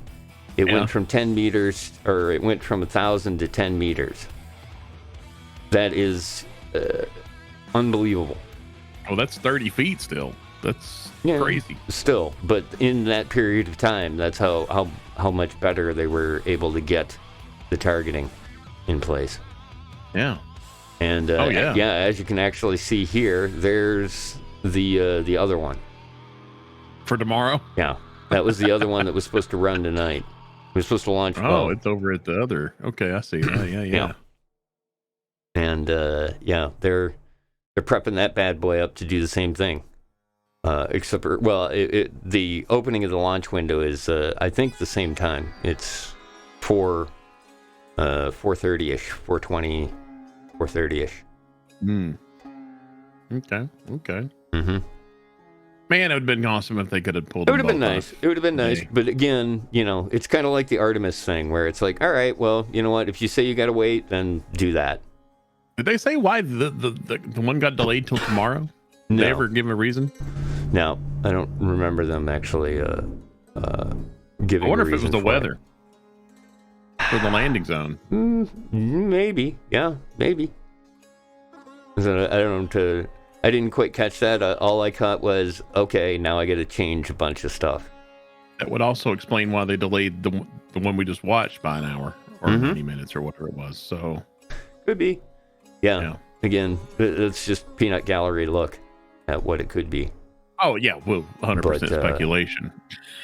The best educated guesses we can give. So. Yep. But yeah, it was good to see. Like I said, man, and I'm really happy that the booster wasn't lost. I was just, it was again, that was another one we were looking at the number of times that this one has gone off. It's like, wow, this is the 8th flight of that booster doing this. Now it has a chance at a 9th. Yeah. Holy crap. Brief moment where that didn't think that might not happen. Okay, yeah, here we go. Down at the bottom, actually, they have the info for it. Okay, that one went off at 5:48, and then the Starlink is delayed to Saturday at 4:32. Is when that'll be rolling. All right. So, yeah, they're just launching them, every 24 hours instead of every 30 minutes. Oh yeah, no, it's good. It's like a daily cadence is pretty wild. Mm-hmm. That alone is impressive. Well, they're not all, Falcon 9s, but there's all kinds of other launches going on. Yeah. Well, over that's the weekend. Like I said, we got something you can watch if you're interested in this stuff. There's something that can keep you going every day, basically. Yeah, well, that was definitely the day of the art of the Orion capsule landing, the Artemis 1 completion of the Artemis 1 was at 2:38 in the morning. They launched a Falcon that morning as well, and then there was that going on, and a couple of other things as well. The European Space Agency had another one going up soon afterwards. And it was just kind of like, wow, they're just sending stuff up now. This is, starting to become the old commonplace again, which is very, very good to see. Very good to see. Very good. Exciting times, sir. Exciting times. And actually, I think, because there's still a ways to go here to the second cutoff. And guessing a little ways after that too. Currently moving 26,673 miles an hour at 164 kilometers up. Damn, that's moving. I guess that's impressive. Mm-hmm. Yeah, never mind the booster thing and the fact that was doing Let's its not thing. forget about the other thing. The real reason for the whole mission to begin with is moving right along. We're moving cargo. Yep. And that's, like I said, that's some neat cargo. Studying the water, and I didn't know. I thought it was just you're just doing this, but it's all of the water on the planet. Yeah, you were AFK for just a second while they were doing the exact breakdown of it. It was pretty interesting. Mm-hmm. Yeah, the not just the oceans, which you would be like, oh, okay, well, we're scanning the oceans. Nope, it's everything. It's oceans, lakes, rivers, and then it's got water. Yep, they're just gonna basically measure the level of water everywhere, and keep track it. Yep, every 21 days. Keep on, and then once we get that info, then that just sets it up for what we can figure out from there. So some great science coming from that particular mission. And then, like I said, tomorrow is the Starlink launch, which the Starlink thing is insanity in itself. Watching those satellites move along. That it is. I myself have seen. I haven't checked today. Yeah. Oh, there we go. I see a few trains. I see at least one train moving across the sky right now. I've personally seen a couple of Starlinks myself, and that is just quite a thing to see it go over the sky. Yeah. I have yet to see the train. I'd love to see a train of them moving. There's one going over Western Canada or southwestern Canada right now. Yeah. Oh, there's now I didn't see but one train, and then I saw another one, the one moving over. I saw the one over Australia, and I was like, oh, there's one going over Canada. Now I'm seeing like two others that I didn't even see before. Like, yeah, how did my eye miss those things? Holy crap. Yeah. Let me see. Where do I have that somewhere? That's a fantastic website. It really is. It's recommend that one enough for anybody that's even quasi interested in any of this stuff. Of course, I can't remember where it is. Drop me that link real quick. Yeah, will do. And I will put it up for folks to see. This one will go straight to the Starlink stuff. Yeah, that's all. That's all I'm looking for. There you go. Perfect. But they've got one. They're tracking OneWeb satellites and GPS satellites. Okay, let me. You would think there was more GPS satellites than Starlink, but no. Let me take you guys over here real quick. OneWeb is like nice and orderly and spread out. Starlink is just like a blanket. It's everywhere. Yeah. This is a satellite map.space is where you're going to want to take a look. And this is what it looks like.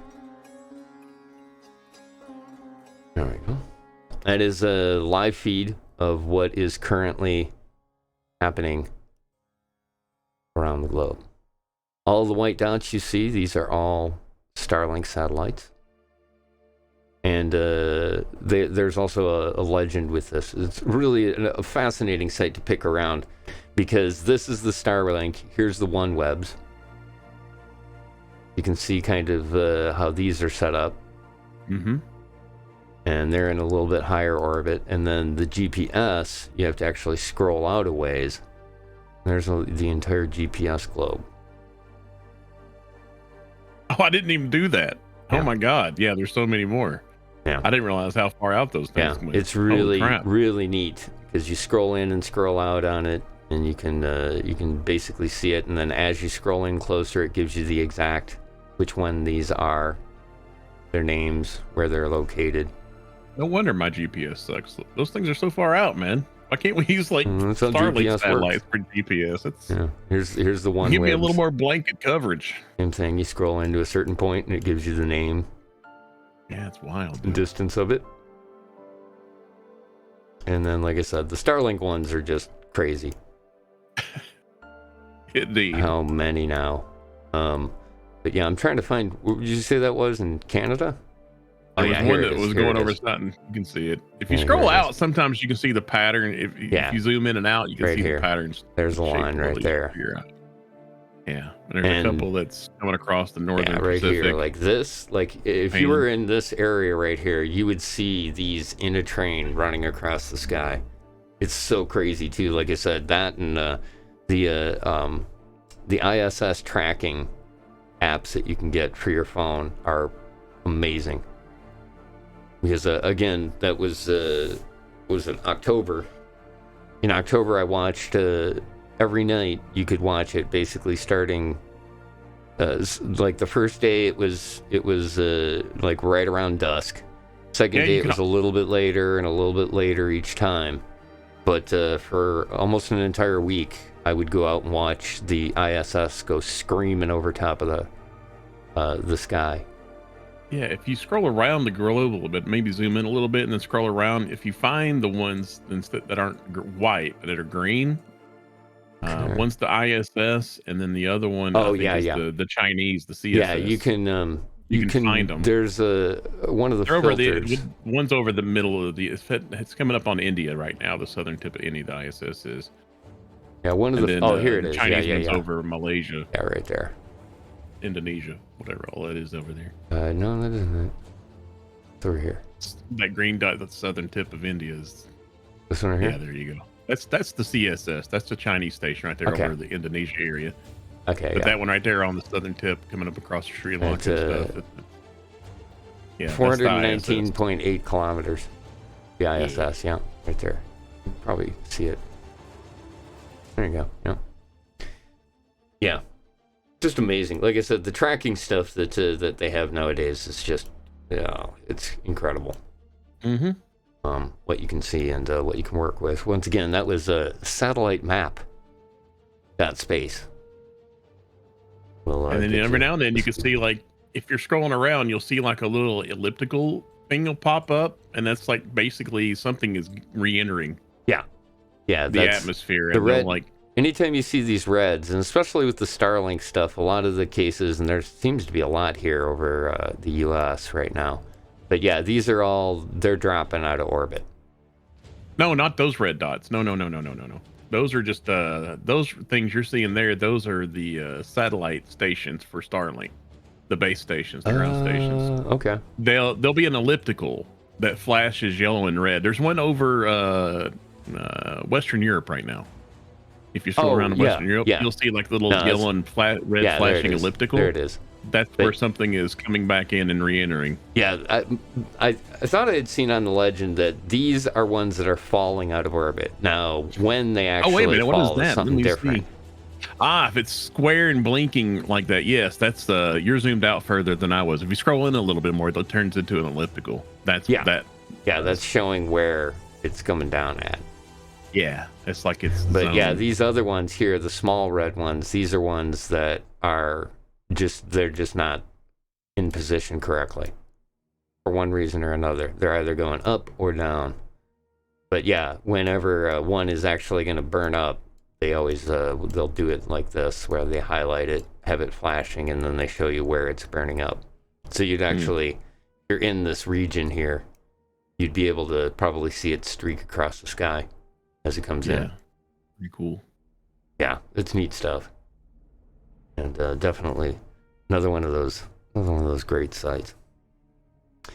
Let's see, what do we got going on? Oh, okay. Here we go. Let me bring you back here real quick. You're down. Goodbye. There we go. Let's see what the call out is here. Looks like we still got no. They end their stream? No, they're rolling music here. But yeah, it looks like actually we're coming up on second stage here. Oh, I think we already passed it. Did actually. We? If you look back on the little telemetry thing, we're already past the secondary. Either way, burn and cut off. I don't know when the actual deployment of the payload is. Yeah, it isn't even showing on the I'm guessing timeline. It's going to be based on the orbital lines, the blue. That's probably future orbital lines. I'm guessing that it's somewhere out in the future there on that blue line. So it's probably got a couple of orbits to go before they actually deploy it. Yeah. So that could be a while.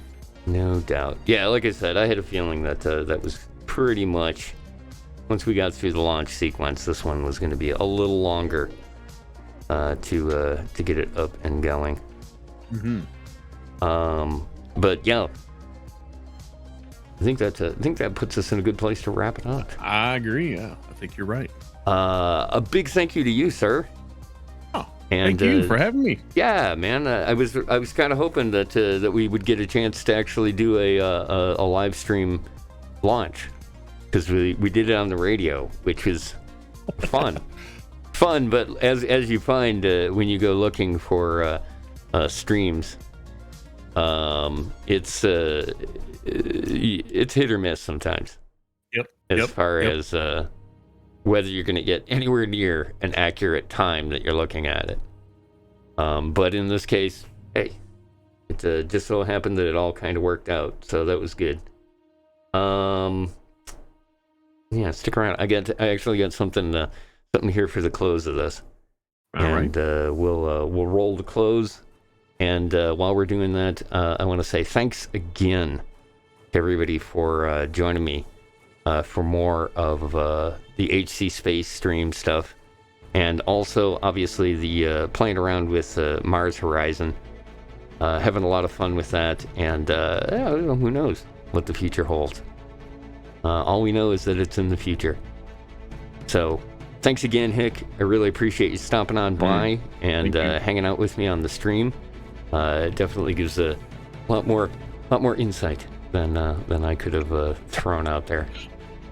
Well, I think you're being overly generous, but I appreciate it. Okay, Thank you very well, much. That's how it goes.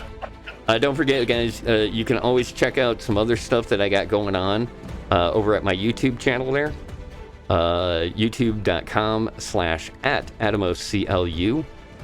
Keep up on what I'm doing currently on my Twitter, Atomos_CLU over there on Twitter. And then on Sundays, this coming up Sunday at 10 p.m. Eastern, you can tune in to TrekRadio.net and catch. We're doing a holiday radio drama this Sunday. I think you'll enjoy this one, Hick. It is The Shadow from 1941, I believe, was when that was. A Christmas special Shadow. It is a Christmas, it is a Christmas Shadow. There's we did one last year too, I think, of The Shadow, but I wanted to get another one in this year. And then a week from that Sunday, we'll be doing the Green Acres Christmas, the Harmless Content traditional holiday show, which should be a lot of fun as well. And also throw a plug in there for you, sir. You've got things going on. Give us an update on that. Well, I would like to think we got things going on. We will be on, I think we should be streaming some golf on Sundays from the Sand Bunker on the Twitch here, GG Hick. And, of course, Tuesday night, Hick at night, 10 p.m. Eastern, over on TrekRadio.net. We know how we do the Tuesday night watch. Yep. And, times, those things are pretty much very fluid. You could probably say those things will happen. The other stuff may pop up. We'll very see. fluid. Very fluid. Very fluid, yes. More fluid than I would have expected this. It is radio, with all my time off, but let's we'll face take it. It is radio, and it's not rocket science. True. Very true. But you got that going on as well, and I'll probably be if you're gonna end up doing a show there.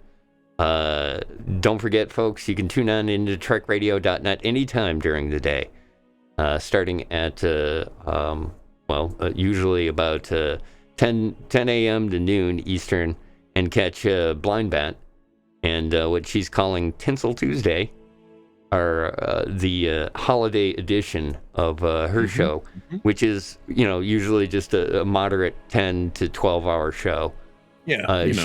She covers all day on Trek Radio, and you can always join us over on the TrekRadio.net Discord in the general chat. You can swing on by there, or just tune on in and listen to the show.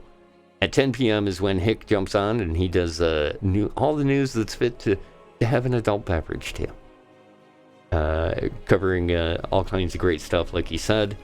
And then I usually jump in around 11 and completely derail that that show. That's a good time. Yeah, and then I follow it on up. I do a show until 3 a.m. basically. Whenever we finish up, I'll do music and all kinds of fun stuff until 3 a.m. Eastern Standard. So you always got something over there at TrekRadio.net that you can check out. And like I said, I do keep an eye on my Twitter feed there, and you'll see what I'm up to next. In the meantime, thanks again, everybody, for joining me on HC Space for this Falcon 9 launch, and a little bit of Mars, hope coming as well. Let me see. Here we go. All right, so for this, I had kind of put together this little end segment here. Once again, thank you, everybody, for tuning on in, and we'll see you again for more HC Space in the future.